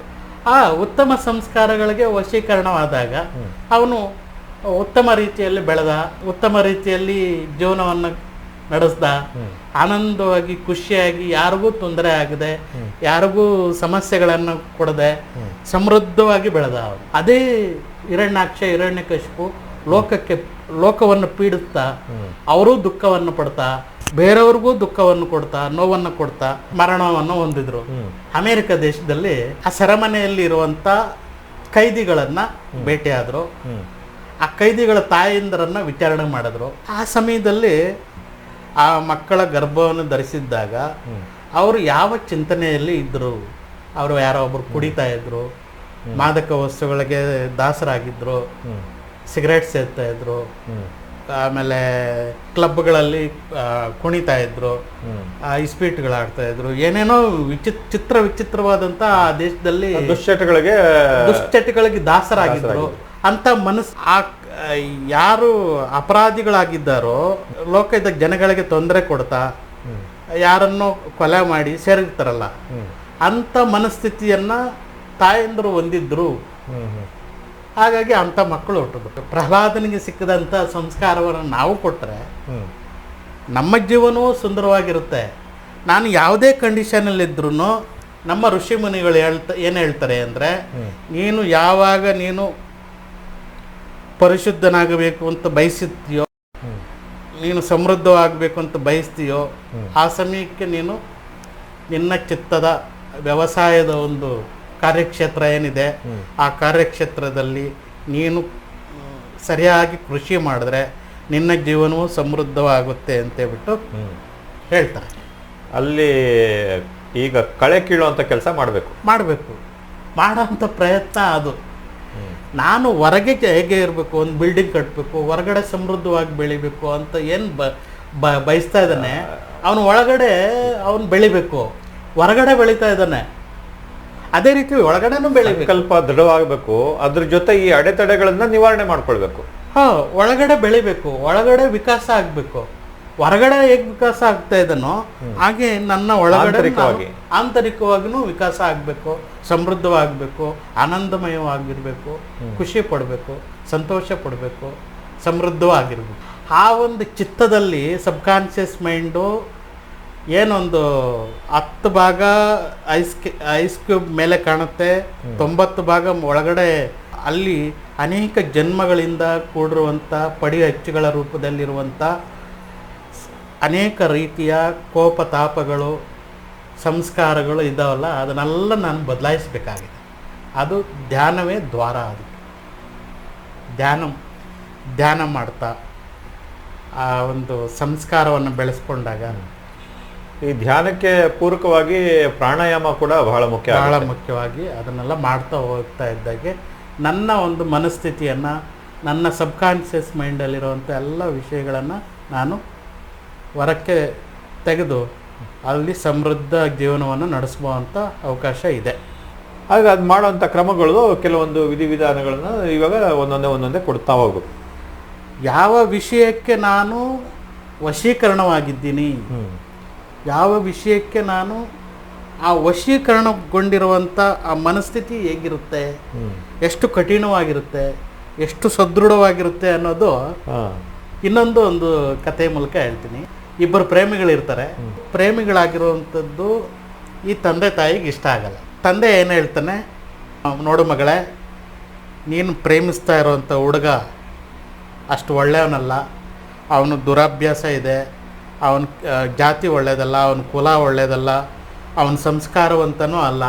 ಹಾಗಾಗಿ ದಯವಿಟ್ಟು ಆ ಒಂದು ಸಂಬಂಧವನ್ನು ನೀನು ಮಾಡಬಾರ್ದು, ಅದನ್ನು ಇವಾಗಲೇ ದೂರ ಆಗಬೇಕು ನೀನು ಅಂತೇಳ್ಬಿಟ್ಟು ದೃಢವಾಗಿ ಮಗಳಿಗೆ ಸಲಹೆ ಕೊಡ್ತಾನೆ ತಂದೆ. ಮಗಳು ಏನು ಹೇಳ್ತಾಳೆ, ತನ್ನ ನಿರ್ಧಾರವನ್ನು ಹೇಳ್ತಾಳೆ. ನಾನು ಅವನಿಗೆ ಮಾತು ಕೊಟ್ಟಿದ್ದೀನಿ, ನಾನು ಇಡೀ ಜೀವನದಲ್ಲಿ ನಿನ್ನ ಜೊತೆಯಲ್ಲಿರ್ತೀನಿ, ನಿನ್ನನ್ನೇ ಪ್ರೀತಿಸ್ತೀನಿ, ನೀನಲ್ಲದೆ ನನಗೆ ಯಾರು ಬೇಡ ಅಂತೇಳ್ಬಿಟ್ಟು ಹೇಳಿದ್ದೀನಿ ಅವನಿಗೆ. ಅವನಲ್ಲದೆ ನಾನು ಬೇರೆ ಯಾರನ್ನೂ ಮದುವೆ ಆಗಲ್ಲ, ನನ್ನ ಪ್ರೇಮಿಯನ್ನಲ್ಲದೆ ಬೇರೆ ಯಾರನ್ನೂ ನಾನು ನೋಡುವುದಿಲ್ಲ ಅಂತೇಳ್ಬಿಟ್ಟು ದೃಢವಾದ ಸಂಕಲ್ಪವನ್ನು ಒಳಗಡೆ ಮಾಡ್ಕೊಂಬಿಟ್ರು. ಆಮೇಲೆ ಬೆಳಗಾಯಿತು, ಅವಳಿಗೇನು ಕಣ್ಣು ಕಾಣ್ತಾ ಇಲ್ಲ. ಹಾಂ, ಕಣ್ಣು ಕಾಣ್ತಾ ಇಲ್ಲ, ತಡ್ಕಾಡ್ತಾ ಇದ್ದಾಳೆ. ಯಾಕೆ ಏನಾಯ್ತು ಅಂತ ಹೇಳ್ಬಿಟ್ಟು ತಾಯಿ ಕೇಳ್ತಾಳೆ. ಇಲ್ಲ ನನಗೇನು ಕಾಣ್ತಾ ಇಲ್ಲ, ಕತ್ಲು ಅಂತ ಹೇಳ್ಬಿಟ್ಟು ಯಾವ್ಯಾವುದೋ ಡಾಕ್ಟ್ರ್ ಹತ್ರ ಕರ್ಕೊಂಡು ಹೋಗ್ತಾರೆ, ಕಣ್ಣಿನ ಡಾಕ್ಟ್ರ್ ಹತ್ರ ಕರ್ಕೊಂಡು ಹೋಗ್ತಾರೆ. ಕಣ್ಣಿನ ಡಾಕ್ಟ್ರ್ ಏನು ಹೇಳ್ತಾನೆ, ಕಣ್ಣೆಲ್ಲ ಚೆನ್ನಾಗಿದೆ, ರೆಟಿನಾ ಎಲ್ಲ ಚೆನ್ನಾಗಿದೆ, ಆದರೆ ಏನೋ ಕಾಣ್ತಾ ಇಲ್ಲ ಅಂದರೆ ಏನೋ ಗೊತ್ತಿಲ್ಲ ಅಂತ ಹೇಳ್ಬಿಟ್ಟು. ಅವಳಿಗೆ ಕಣ್ಣು ಚೆನ್ನಾಗಿದೆ, ಡಿಸ್ಪ್ಲೇ ಬರ್ತಾ ಇಲ್ಲ, ಸಾಫ್ಟ್ವೇರ್ ಕೆಲಸ ಮಾಡ್ತಾ ಇಲ್ಲ, ಹಾರ್ಡ್ವೇರ್ ಚೆನ್ನಾಗಿದೆ. ಹಾಗಾಗಿ ಎಲ್ಲ ಡಾಕ್ಟ್ರುಗಳಾಯಿತು, ಸೈಕಿಯಾಟ್ರಿಸ್ಟ್ ಹತ್ರ ಕರ್ಕೊಂಡೋದ್ರು, ಅಲ್ಲೂ ಫಲ ಸಿಗಲಿಲ್ಲ. ಯಾರೋ ಸಲಹೆ ಕೊಟ್ರಂತೆ, ಯಾರೋ ಒಬ್ರು ದೊಡ್ಡ ಮನುಷ್ಯರಿದ್ದಾರೆ, ಅವ್ರನ್ನಾಗಿ ಭೇಟಿಯಾಗಿದ್ದು. ಅವ್ರ ಹತ್ರ ಹೋದ್ರು, ಅವ್ರ ಹತ್ರ ಈ ಥರ ಎಲ್ಲ ಇರೋ ಸ್ಟೋರಿ ಎಲ್ಲ ಹೇಳಿದ್ರು. ಹೇಳಿದ್ಮೇಲೆ ಅವ್ರು ಏನು ಹೇಳಿದ್ರು, ನೋಡಿ ನೀವು ಇಬ್ಬರು ಪ್ರೇಮಿಗಳನ್ನು ದೂರ ಮಾಡೋದು ಸರಿಯಲ್ಲ, ಅವ್ರನ್ನ ಸೇರಿಸಿ ಅವ್ರು ಒಂದಾಗುವಂತೆ ಮಾಡಿ, ಅವರ ಮನಸ್ಥಿತಿಗೂ ಬೆಲೆ ಕೊಡಿ. ಮಕ್ಕಳು ಜೀವನದಲ್ಲಿ ಮಕ್ಕಳು ಸಂತೋಷವಾಗಿದ್ದರೆ ತಾನೇ ನಿಮಗೂ ಸಂತೋಷ ಆಗೋದು, ಸಂತೋಷವಾಗಿರಲಿ ಬಿಡಿ ಅಂತೇಳ್ಬಿಟ್ಟು ಸಲಹೆ ಕೊಡ್ತಾರೆ. ಅದರಂತೆ ಬಂದು ತಂದೆ ಮಗಳ ಹತ್ರ ಹೇಳ್ತಾನೆ, ಬಂದ್ಬಿಟ್ಟು ಮಗಳ ಹತ್ರ ಹೇಳ್ತಾನೆ, ನೋಡು ಮಗಳೇ, ನಾನು ತಪ್ಪಾಯಿತು, ನಾನು ನಿನ್ನ ಪ್ರಿಯತಮನನ್ನು ಇಂಥ ದಿವಸ, ಇಂಥ ಸಮಯಕ್ಕೆ, ಇಂಥ ನಿಮಿಷಕ್ಕೆ ಬರಕ್ಕೆ ಹೇಳಿದ್ದೀನಿ, ನೀನು ಆವತ್ತಿನ ದಿವಸ ಕಾಯ್ತಾ ಇರು ಅಂತೇಳ್ಬಿಟ್ಟು ಹೇಳ್ತಾನೆ. ಆ ವಿಷಯನ ಕೇಳಿದ ಕೂಡಲೇ ಅವಳಿಗೆ ತುಂಬ ಸಂತೋಷ ಆಗುತ್ತೆ. ನನ್ನ ಒಂದು ತಂದೆ ಇಂಥ ಒಂದು ಕಾಣಿಕೆ ಕೊಡ್ತಾರೆ ಅಂತೇಳ್ಬಿಟ್ಟು ಅವಳ ಕನಸು ಮನಸ್ಸಲ್ಲೂ ನೆನೆಸಿರಲ್ಲ. ಅವಳಿಗೆ ಬಹಳ ಅಪಾರವಾದಂಥ ಖುಷಿ ಆಗುತ್ತೆ, ಸಂತೋಷ ಆಗುತ್ತೆ. ಅಂಥ ದಿವಸ, ಅಂಥ ಗಂಟೆ, ಅಂಥ ಸಮಯಕ್ಕೆ ಸರಿಯಾಗಿ ಅವನು ಬಂದ, ಇವಳು ಕಣ್ಣು ಕಾಣಿಸೋಕ್ಕೆ ಶುರು. ಯಾವುದನ್ನು ದೃಢವಾಗಿ ವಿಚಾರವನ್ನು ಒಳಗಡೆ ಹಾಕ್ಕೊಂಡಿದ್ಲು, ಅದಕ್ಕೆ ವಶೀಕರಣವಾಗಿದ್ಲು. ನಾನು ಅಷ್ಟೇ, ನಾನು ಯಾವುದೋ ಒಂದು ವಿಚಾರಕ್ಕೆ, ಯಾವುದೋ ಒಂದು ಸಮಸ್ಯೆಗೆ ನಾನು ನೋವನ್ನು ಅನುಭವಿಸ್ತಾ ಇದ್ದೀನಿ ಅಂದರೆ ಅದಕ್ಕೆ ವಶೀಕರಣವಾಗಿದ್ದೀನಿ, ಅದಕ್ಕೆ ವಶವಾಗಿದ್ದೀನಿ. ನಾನೇನು ಮಾಡಬೇಕು, ಅದನ್ನು ಮತ್ತೆ ಬಿಡಿಸ್ತಾ ಹೋಗ್ಬೇಕು. ಬಿಡಿಸ್ತಾ ಹೋದಾಗೆ ಅದರಿಂದ ಏನು ಸಮಸ್ಯೆ ಇದೆಯೋ ಆ ಸಮಸ್ಯೆಯ ಗಂಟನ್ನೇ ಬಿಡಿಸೋ ಪ್ರಯತ್ನ ಮಾಡಿದ್ವಿ. ಅದಕ್ಕೆ ಕೃಷ್ಣನೂ ಹೇಳಿದ್ದಾನೆ, ಯದ್ಭಾವಂ ತದ್ಭವತಿ. ಆಮೇಲೆ ಮನ ಏವ ಮನುಷ್ಯಾಣಂ ಕಾರಣಂ ಬಂಧ ಮೋಕ್ಷ. ನಿನ್ನ ಒಂದು ಸ್ವಾತಂತ್ರ್ಯಕ್ಕೋ, ನಿನ್ನ ಒಂದು ಬಂಧನಕ್ಕೋ ನೀನೇ ಕಾರಣ, ನಿನ್ನ ಮನಸ್ಸೇ ಕಾರಣ. ನೀನು ಸಂತೋಷವಾಗಿದ್ದೀಯಾ, ನಿನ್ನ ಮನಸ್ಸೇ ಕಾರಣ. ನಿಂತನಾಗಿದ್ದೀಯಾ, ನಿನ್ನ ಮನಸ್ಸೇ ಕಾರಣ. ಆದರೆ ನಿನ್ನ ಮನಸ್ಸನ್ನು ಬದಲಾಯಿಸ್ಕೊಂಡ್ರೆ ಜೀವನನೂ ಬದಲಾಗುತ್ತಲ್ಲ ಅಂತಲೂ ಹೇಳ್ತಾರೆ. ಪರಿಹಾರ ಮಾರ್ಗ ಅಂತಂದರೆ ಯೋಗ ಮುಖೇನ, ಧ್ಯಾನದಿಂದ, ಪ್ರಾಣಾಯಾಮದಿಂದ ಈ ಒಂದು ನಮ್ಮ ಜೀವನವನ್ನು ಉತ್ತಮಗೊಳಿಸ್ಕೊಳ್ಬೋದು. ಈ ಸಂಸ್ಕಾರವನ್ನು ಸರಿಯಾದ ರೀತಿ ಉತ್ತಮ ಸಂಸ್ಕಾರವನ್ನಾಗಿ ರೂಪಿಸ್ಕೊಳ್ಬೋದು. ಬೇಡದೇ ಇರುವಂಥ ಕಳೆಗಳನ್ನು ಕೀಳುವಂಥ ಕೆಲಸವನ್ನು ಮಾಡ್ಬೋದು. ಶಂಕರಾಚಾರ್ಯರು ಹುಟ್ಟೋದಕ್ಕಿಂತ ಮೊದಲು ಅವ್ರ ತಂದೆ ತಾಯಿ ಈಶ್ವರನ ಕುರಿತು ಧ್ಯಾನ ಮಾಡ್ತಾಯಿದ್ರು, ಈಶ್ವರನ ಕುರಿತು ಚಿಂತನೆ ಮಾಡ್ತಾಯಿದ್ರು, ಈಶ್ವರನ ಕಥೆಗಳನ್ನು ಕೇಳ್ತಾಯಿದ್ರು, ಈಶ್ವರನ್ನೇ ಪೂಜೆ ಮಾಡ್ತಾಯಿದ್ರು. ಆ ಈಶ್ವರನೇ ಹುಟ್ಟದ, ಜಗತ್ತನ್ನು ಬೆಳಗ್ದ. ಹಾಗೆ ಯಾರಿಗೇ ಆಗಲಿ ಬದಲಾಗಬೇಕು ಅನ್ನೋ ಒಂದು ಆಸಕ್ತಿ ಇತ್ತು ಅಂದರೆ, ರಾಮಕೃಷ್ಣ ಪರಮಹಂಸರು ಏನು ಹೇಳ್ತಾರೆ, ಅನೇಕ ಸಾವಿರ ವರ್ಷಗಳಿಂದ ಒಂದು ಮನೆಯಲ್ಲಿ, ಒಂದು ಕೋಣೆಯಲ್ಲಿ ಕತ್ತಲಿತ್ತು ಅಂದರೆ ಅಲ್ಲಿ ಬೆಳಕನ್ನು ಇಟ್ಕೊಡ್ಲೆ ಎಲ್ಲ ಬೆಳಕಿನ ಮಯವಾಗುತ್ತೆ. ಕತ್ಲು ಮಾಯ ಆಗುತ್ತೆ, ಕತ್ಲು ಮಾಯ ಆಗುತ್ತಲ್ವ.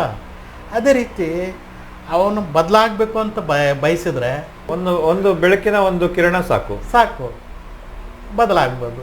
ಆಶಾವಾದಿ ಅಂತ ಜೀವಿಸ್ಬೇಕಾ ಅಂತ ಒಂದು ಸಂಸ್ಕಾರವನ್ನು ಬೆಳೆಸ್ಕೊಬೇಕು, ನಿರಾಶವಾದಿ ಅಂತ ಜೀವಿಸ್ಬೇಕಾ ಆ ಥರ ಸಂಸ್ಕಾರಗಳನ್ನು ಮಾಡಿಕೊಂಡಾಗ ಅವನು ನೋವು, ದುಃಖ, ಅಸಂತುಷ್ಟಿ ಇದನ್ನೇ ಲೋಕದಲ್ಲಿ ನೋಡ್ತಾ ಹೋಗ್ತಾನೆ. ಛಾಂದೋಗ್ಯ ಉಪನಿಷತ್ತು ಒಂದು ಶ್ಲೋಕ ಹೇಳುತ್ತೆ, ಆಹಾರ ಶುದ್ಧೋ ಸತ್ವಶುದ್ಧಿ, ಸತ್ವಶುದ್ಧೋ ಧ್ರುವ ಸ್ಮೃತಿ, ಸ್ಮೃತಿರ್ಲಾಭೋ ಸರ್ವಗ್ರಂಥೀನಾಂ ವಿಪ್ರಮೋಕ್ಷ. ಯಾವುದೆಲ್ಲ ಈ ಪ್ರಪಂಚದಿಂದ ಹೊರಗಡೆಯಿಂದ ಯಾವುದು ಒಳಗಡೆ ಬರ್ತಾ ಇದೆಯೋ ಅದೆಲ್ಲವೂ ಆಹಾರವೇ. ಕಣ್ಣಿನ ಮೂಲಕ ಶೇಕಡ 80%. ಇನ್ನು ಉಳಿಕೆ ಇಂದ್ರಿಯಗಳಿಂದ ಕಿವಿ ಮೂಲಕ 20% ಬಾಯಿಂದ ತಗೊಳ್ಳೋಂಥ ಆಹಾರ ಕೇವಲ 5% ಅಷ್ಟೇ ಕೆಲಸ ಮಾಡೋದು. ನೀವು ತರಕಾರಿನೇ ತಿನ್ನಿ, ನೀವು ನೋಡೋವಂಥ ದೃಶ್ಯ ಮೊಬೈಲ್ನಲ್ಲಿ ಯಾವುದು, ನೀವು ಹೊರಗಡೆಯಿಂದ ತಗೊಳ್ತಾ ಇರೋವಂಥ ವಿಷಯಗಳು ಯಾವುದು, ಇದೆಲ್ಲವೂ ಆಹಾರವೇ. ಈ ಆಹಾರ ಶುದ್ಧವಾದರೆ ಸತ್ವ, ನನ್ನ ಚಿತ್ತ ಶುದ್ಧಿ ಆಗುತ್ತೆ. ಸತ್ವ ಶುದ್ಧವಾಯಿತು ಅಂದರೆ ದ್ರವ ಸ್ಮೃತಿ.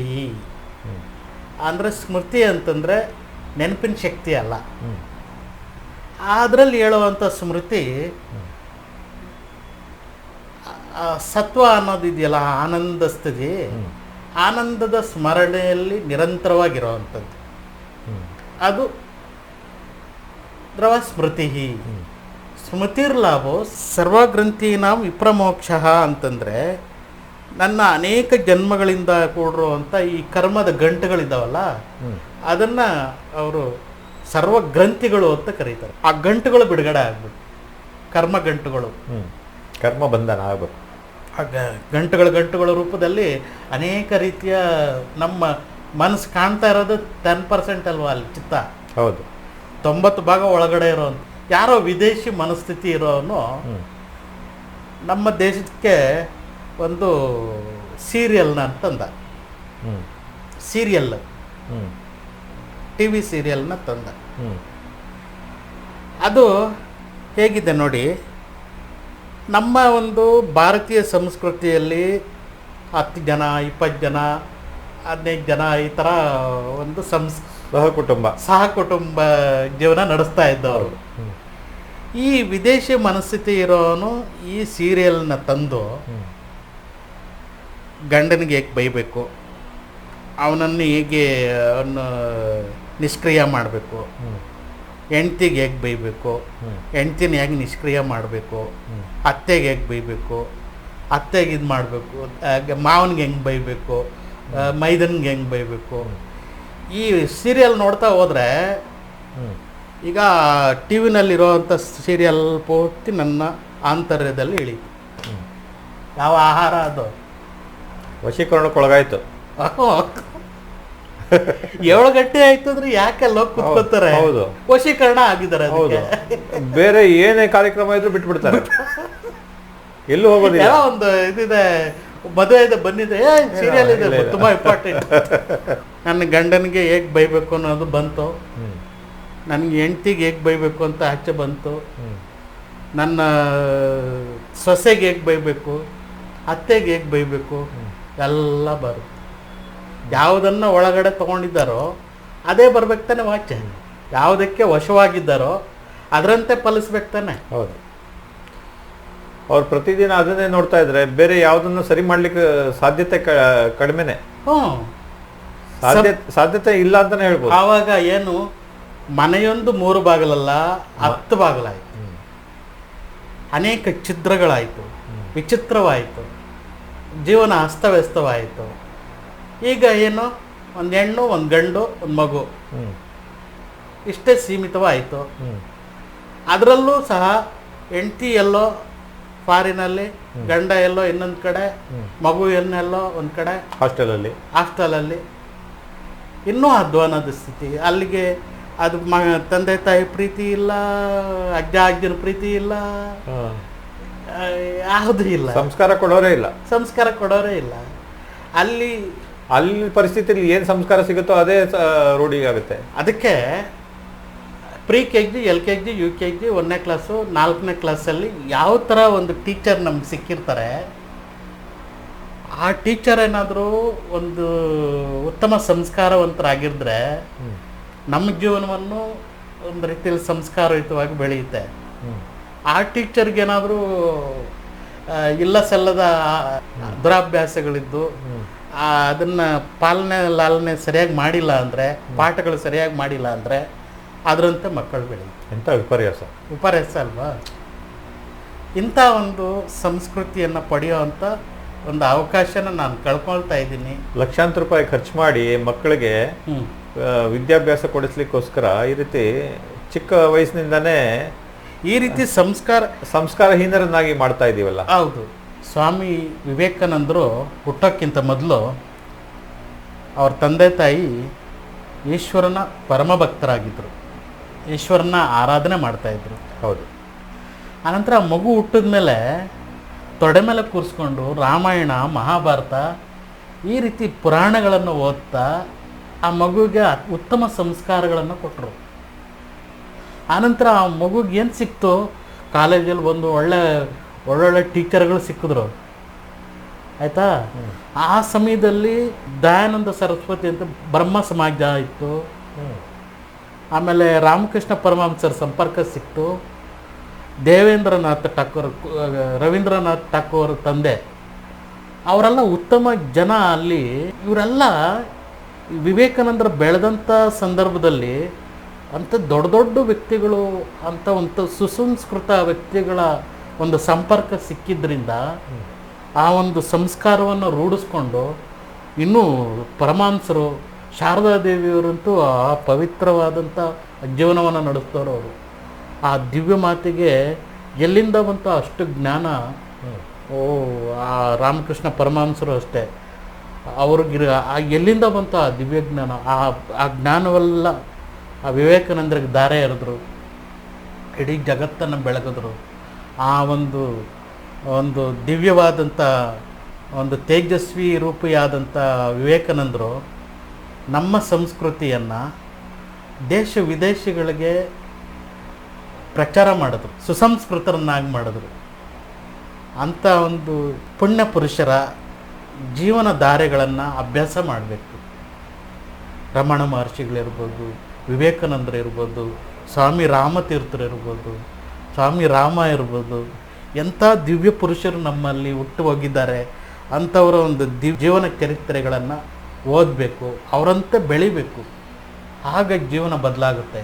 ಆವಾಗ ನಾನು ತೆಗೆದುಕೊಳ್ಳುವ ಆಹಾರ ಶುದ್ಧೋ ಸತ್ವಶುದ್ಧಿ, ಸತ್ವಶುದ್ಧೋ ಧ್ರುವ ಸ್ಮೃತಿ, ಸ್ಮೃತಿರ್ಲಾಭೋ ಸರ್ವಗ್ರಂಥೀನಾಂ ವಿಪ್ರಮೋಕ್ಷ ಅಂತೇನು ಹೇಳಿದೆ ಚಾಂದೋಗ್ಯ ಉಪನಿಷತ್ತು. ಆ ಉಪನಿಷತ್ತಿಗೆ ತಕ್ಕಂತೆ ಆಹಾರವನ್ನು, ಆ ಉಪನಿಷತ್ತುಗಳಲ್ಲಿ ಬರೋವಂಥ ಆಹಾರವನ್ನು ಸೇವನೆ ಮಾಡಬೇಕು ಅಂಥ ಒಂದು ಜೀವನವನ್ನು ನಾವು ಒಳಗಡೆ ತಗೊಂಡಾಗ ಅದು ದಿವ್ಯವಾದ ಜೀವನ ಆಗುತ್ತೆ. ಇಲ್ಲ ಅಂದರೆ ಎಲ್ಲರೂ ಬದುಕಿದ್ರು, ಎಲ್ಲರೂ ಸತ್ರು, ಎಲ್ಲರೂ ಹೊರಗಿನಿಂದ ಯಾವುದು ಒಳಗಡೆ ಬರ್ತಾ ಇದೆ, ಕಣ್ಣಿನಿಂದ ಹೆಚ್ಚೆಚ್ಚು 80% ಅದೇ. ಯಾವುದು ಹೊರಗಡೆಯಿಂದ ಒಳಗಡೆ ಬರ್ತಾ ಇದೆಯೋ ಅದೆಲ್ಲವೂ ಆಹಾರವೇ. ನಮಗೆ ಎಲ್ಲೋ ಒಂದು ಕಡೆ ರೋಡಲ್ಲಿ ಹೋಗ್ತೀವಿ, ಯಾರೋ ಅವಾಚ್ಯ ಶಬ್ದಗಳಿಂದ ಬೈದಾಡ್ಕೊಳ್ತಾ ಇರ್ತಾರೆ, ಅದು ನನಗೆ ಖುಷಿ ಕೊಡುತ್ತೆ, ಸಂತೋಷ ಕೊಡುತ್ತೆ. ಯಾರೋ ಟಿ ವಿನಲ್ಲಿ ಯಾರನ್ನೋ ಬೈತಾ ಇರ್ತಾರೆ, ಅದು ಖುಷಿ ಪಡ್ತೀವಿ, ಸಂತೋಷ ಪಡ್ತೀವಿ. ಆ ಆಹಾರ ಎಲ್ಲ ಒಳಗಡೆ ಹೋಗಿ ಸೇರ್ಕೊಳುತ್ತೆ. ಅದು ಒಂದು ದಿವಸ ಮೊಳಕೆ ಹೊಡೆದು ಅದೇ ಒಂದು ಮರವಾಗಿ ಬರುತ್ತೆ, ಅದೇ ಒಂದು ಜೀವನವಾಗುತ್ತೆ. ಅದೇ ಜಯಕೃಷ್ಣಮೂರ್ತಿಯವರು ಯಾವುದನ್ನು ನೋಡ್ತೀವೋ ಅದೇ ನಾವು ಆಗ್ತೀವಿ ಅಂತೇಳ್ಬಿಟ್ಟು ಹೇಳ್ತಾರೆ. ಹಾಗೆ ನಾವು ನೋಡ್ತಾ ಇರೋವಂಥ ಮೊಬೈಲ್ನಲ್ಲಿ ನೋಡ್ತಾ ಇರೋವಂಥ ದೃಶ್ಯಗಳ್ಯಾವುದು, ಟಿ ವಿನಲ್ಲಿ ನೋಡ್ತಾ ಇರೋವಂಥ ದೃಶ್ಯಗಳ್ಯಾವುದು, ಅದೆಲ್ಲವೂ ಆಹಾರವೇ. ಆಹಾರ ತಿಂದಮೇಲೆ ಅದರಂತೆ ಸಂಸ್ಕಾರಗಳು ಹೊರಗೆ ಬರುತ್ತೆ, ಅದರಂತೆ ಜೀವನ ನಡೆಯುತ್ತೆ. ಹಾಗಾಗಿ ಉತ್ತಮವಾದ ಆಹಾರವನ್ನೇ ಒಳಗಡೆ ಸ್ವೀಕಾರ ಮಾಡೋಣ. ಉತ್ತಮವಾಗಿ ಏನು ತಿಂತೀವಿ ಅನ್ನೋದು ಮುಖ್ಯ ಅಲ್ಲ, ಯಾವುದನ್ನು ಒಳಗಡೆ ತಗೊಂತಾ ಇದ್ದೀವಿ ಅನ್ನೋದು ಮುಖ್ಯ. ಈ ಒಂದು ಪ್ರಯತ್ನವನ್ನ ಜಾಗರೂಕವಾಗಿ ಮಾಡಬೇಕಾಗಿದೆ. ಹೌದು, ಅತ್ಯಂತ ನಾವು ಏನು ತಗೊಳ್ತಾ ಇದ್ವಿ ಅಲ್ಲಿ ನಮ್ಮ ಅರಿವಿರಬೇಕು. ಆ ಅರಿವಿನಿಂದ ಅದನ್ನ ನೋಡ್ಬೇಕಾಗುತ್ತೆ. ಇದು ನನಗೆ ಬೇಕಾ, ಇದು ಉತ್ತಮ ಬೆಳೆಯ ಉತ್ತಮ ಕಳೆಯ ಅನ್ನೋದು ನೋಡ್ಬೇಕು ನಾವು. ಆ ಕಳೆ ಆದ್ರೆ ಅಲ್ಲೇ ತೆಗಿಬೇಕಾಗುತ್ತೆ. ಉತ್ತಮ ಬೆಳೆ ಆದ್ರೆ ಅದನ್ನು ಒಳಗೆ ತಗೊಳ್ಬೋದು. ನಮ್ಮ ಒಂದು ಕೃಷಿ ಭೂಮಿಯನ್ನ ಈ ರೀತಿ ಉತ್ತಮವಾದ ಒಂದು ಸಂಸ್ಕಾರದಿಂದ ಉತ್ತಮ ಬೆಳೆಯನ್ನಾಗಿ ನಾವು ಮಾಡುವಂತ ಪ್ರಯತ್ನ. ಇದು ಮನಸ್ಸು, ಬುದ್ಧಿ, ಚಿತ್ತ, ಅಹಂಕಾರ ಅಂತ ಏನು ಕರಿತಾ ಇದೆ ನಮ್ಮ ಶಾಸ್ತ್ರಗಳು. ಚಿತ್ತ ಅಂದರೆ ಏನಂತ ಗೊತ್ತಾಯಿತು, ಬುದ್ಧಿ ಅಂದರೆ ಏನಂತ ಗೊತ್ತಾಯಿತು, ಮನಸ್ಸು ಅಂದರೆ ಏನಂತ ಗೊತ್ತಾಯಿತು. ಈ ಅಹಂಕಾರ ಅಂತ ಏನಿದೆ, ಇದು ನಾನು ಹುಟ್ಟಿದಾಗಲಿಂದ ಏನು ಸಂಸ್ಕಾರಗಳನ್ನು ಬೆಳೆಸ್ಕೊಂಡಿದ್ದೀನೋ ಅದೇ ನಾನು ಅಂತ ತಿಳ್ಕೊಂಡಿದ್ದೀನಿ. ಅದು ನಾನಲ್ಲ, ಅದು ಪರಿಸ್ಥಿತಿಗೆ ಅನುಗುಣವಾಗಿ ನನ್ನ ಜೊತೆಲಿ ಬಂತು ಹೋಯ್ತು. ಅದೇ ನಾನಲ್ಲ. ನಾನು ಅನಂತ ದಿವ್ಯವಾದ ಚೈತನ್ಯ ಸ್ವರೂಪ ಅನ್ನೋದು ಅರಿವಿಗೆ ಬರಬೇಕು. ಕೆಲವೊಬ್ರು ಹೇಳ್ತಾರೆ ಇದು ನಾನು ಮಾಡಿದೆ, ಇದು ನಾನೇ ಮಾಡಿದ್ದು, ಹ್ಞೂ ನಾನು ಬಿಟ್ರೆ ಬೇರೆ ಯಾರು ಇದನ್ನು ಮಾಡ್ಲಿಕ್ಕೆ ಆಗ್ತಿರ್ಲಿಲ್ಲ, ಈ ರೀತಿ ಎಲ್ಲ ನಾನು ನಾನು ಅನ್ನೋ ಒಂದು ಹೆಚ್ಚು. ಕನಕದಾಸರಿಗೆ ವ್ಯಾಸರಾಯರು ಎಲ್ಲ ವಿದ್ಯಾರ್ಥಿಗಳಿಗೆ ಒಂದೊಂದು ಬಾಳೆಹಣ್ಣು ಕೊಟ್ಬಿಟ್ಟು ಕಳಿಸ್ತಾರೆ. ಯಾರೂ ಇಲ್ಲದೆ ಇರೋವಂಥ ಜಾಗದಲ್ಲಿ ಇದನ್ನು ತಿಂದು ಬನ್ನಿ. ಅವರು ಎಲ್ಲ ಕೆಲವ್ರು ಏನು ಮಾಡಿದ್ರು, ಬಾಗಿಲು ಸಂದಿಯಲ್ಲಿ ತಿಂದರು, ಕೆಲವ್ರು ಇನ್ನೆಲ್ಲೋ ಮರೆಯಲ್ಲಿ ತಿಂದರು, ಬೆಡ್ಶೀಟು ಎಲ್ಲ ಮುಚ್ಕೊಂಡು ತಿಂದರು. ಎಲ್ಲಿ ತಿಂದ್ರೇನಪ್ಪ ಅಂತಂದರೆ ನಾನು ಬಾಗಿಲು ಮುಚ್ಕೊಂಡು ಎಲ್ಲ ಯಾರು ಇಲ್ಲದೆ ಇರೋಂಥ ಜಾಗದಲ್ಲಿ ತಿಂದಿದ್ದೀನಿ ಅಂತ ಎಲ್ಲರೂ ಪ್ರತಿಯೊಬ್ಬರು ಕೇಳ್ಕೊತಾರೆ. ಕನಕದಾಸರು ಎಲ್ಲ ಕಡೆನೂ ಭಗವಂತ ಇದ್ದಾನೆ, ಎಲ್ಲ ಕಡೆ ನೋಡ್ತಾ ಇದ್ದಾನೆ ಅವನು, ಎಲ್ಲೂ ತಿನ್ನಕ್ಕಾಗಿಲ್ಲ ಅಂತೇಳ್ಬಿಟ್ಟು ವಾಪಸ್ ಬರ್ತಾರೆ. ನಿಮ್ಮಲ್ಲಿ ಯಾರ್ಯಾರು ಸ್ವರ್ಗಕ್ಕೆ ಹೋಗ್ತೀರಾ ಅಂತ ಕೇಳ್ತಾರೆ ವ್ಯಾಸರಾಯರು. ಆಗ ನಾನು ಹೋಗ್ತೀನಿ ಎಲ್ಲರೂ ನಾನು ಅಂತ ಕೆಲಸ ಮಾಡಿದ್ದೀನಿ, ನಾನು ಇಂಥ ಒಳ್ಳೆ ಕೆಲಸ ಮಾಡಿದ್ದೀನಿ, ನಾನು ಸ್ವರ್ಗಕ್ಕೆ ಹೋಗ್ತೀನಿ. ಕನಕ ನೀನು ಏನಾದರೂ ಸ್ವರ್ಗಕ್ಕೆ ಹೋಗ್ತೀನಪ್ಪ ಅಂತಂದರೆ ನಾನು ಹೋದರೆ ಹೋದೇನು ಅಂತ ಹೇಳ್ತಾರೆ. ನೀನು ಏನು ಸಂಸ್ಕಾರ ಇದೆ ಅಂತ ಹೇಳ್ಬಿಟ್ಟು ನೀನು ಹೋಗ್ತೀಯ ಹಾಗೆ ಹೀಗೆ ಅಂತೆಲ್ಲ ಪಂಡಿತರೆಲ್ಲ ಅಲ್ಲಿದ್ದವರೆಲ್ಲ ಹೇಳ್ತಾರೆ. ಆಮೇಲೆ ವ್ಯಾಸರಾಯರು ಅದನ್ನು ವಿವರಿಸ್ತಾರೆ. ನಾನು ಹೋದೇನು ಅಂದರೆ ನಾನು ಅನ್ನೋ ಅಹಂಕಾರ ಹೋದರೆ ಭಗವಂತನ ಹತ್ರ ಹೋಗ್ತೀನಿ, ನಾನು ಅನ್ನೋ ಅಹಂಕಾರ ಎಲ್ಲಿವರೆಗೂ ಇರುತ್ತೋ ಅಲ್ಲಿವರೆಗೂ ಭಗವಂತನ ಹತ್ರ ಹೋಗೋದಿಲ್ಲ, ಹೋಗ್ಲಿಕ್ಕೆ ಸಾಧ್ಯ ಇಲ್ಲ. ಅದೇ ನಾನು ಅನ್ನೋ ಅಹಂಕಾರ ಬಿಟ್ಟರೆ ಅದೆಲ್ಲ ಭಗವಂತನ ದಿವ್ಯವಾದಂಥ ಸ್ವರೂಪ ಚೈತನ್ಯ ಸ್ವರೂಪದಲ್ಲಿ ನಾವು ತಾನಾಗ್ಬೋದು. ವಿವೇಕಾನಂದರು ಅವರು ಹೇಳ್ತಾರೆ, ಕಾಡಲ್ಲಿ ಒಂದು ಸಲ ಹೋಗ್ತಾ ಇರಬೇಕಾದ್ರೆ 3.5 ಅಡಿ 4 ಅಡಿ ಕೋತಿಗಳು ಅವ್ರನ್ನ ಅಟ್ಟಿಸ್ಕೊಂಡು ಬರ್ತಾಯಿದ್ವು. ಇವರು ಓಡಿ ಓಡಿ ಓಡಿ ಓಡಿ ಓಡಿ ಓಡಿ ಎಷ್ಟು ಓಡಕ್ಕೆ ಪ್ರಯತ್ನ ಪಡ್ತಾರೆ, ಆದರೂ ಅದು ಅಟ್ಟಿಸ್ಕೊಂಡು ಬರ್ತಾನೆ ಇದ್ದಾವೆ. ಇನ್ನೇನು ಅವು ಆ ಕೋತಿಗಳು ದಾಳಿ ಮಾಡಿಬಿಡ್ಬೇಕು, ಹಿಡಿದ್ಬಿಡ್ಬೇಕು ಅಂಥ ಸಂದರ್ಭದಲ್ಲಿ ಯಾರೋ ಒಬ್ಬರು ವಯಸ್ಸಾದವರು ಅದನ್ನು ಎದುರಿಸಿ ಅಂತ ಹೇಳ್ಬಿಟ್ಟು ಹೇಳ್ತಾರೆ. ಅವರು ಹಿಂಗೆ ತಿರುಗ್ತಾರೆ, ಆ ಕೋತಿಗಳು ಎದ್ದು ಬಿದ್ದು ಓಡ್ತವೆ. ಹಾಗೆ ಅವ್ರು ಏನು ಹೇಳ್ತಾರೆ, ಒಂದು ಕಡೆ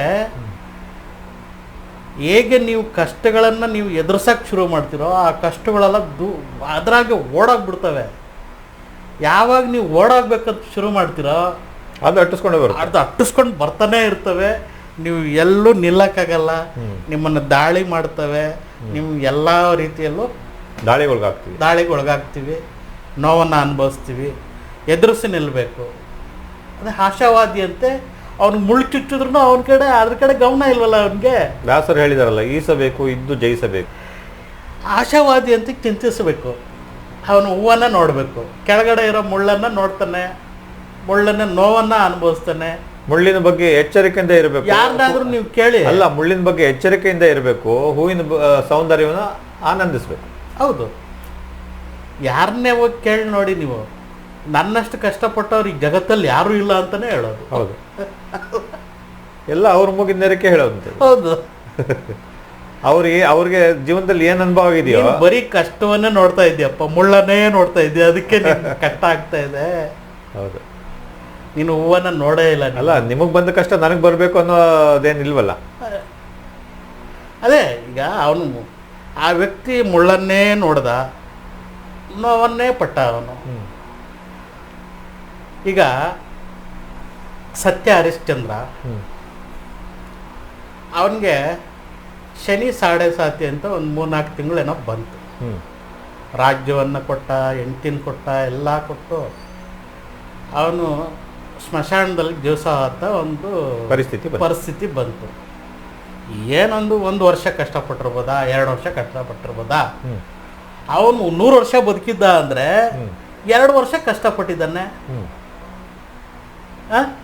ಇನ್ನು ಉಳಿಕೆ 98 ವರ್ಷ ಅವನು ಆನಂದವಾಗಿ ರಾಜ್ಯವನ್ನು ಆಳ್ತಾ, ದೇಶವನ್ನು ಆಳ್ತಾ, ಸಮೃದ್ಧವಾಗಿ ಜೀವಿಸ್ತಾ ಇದ್ನಲ್ಲ, ಅದನ್ನ ಯಾಕೆ ಕಥೆಯಲ್ಲಿ ತೋರಿಸೋದಿಲ್ಲ?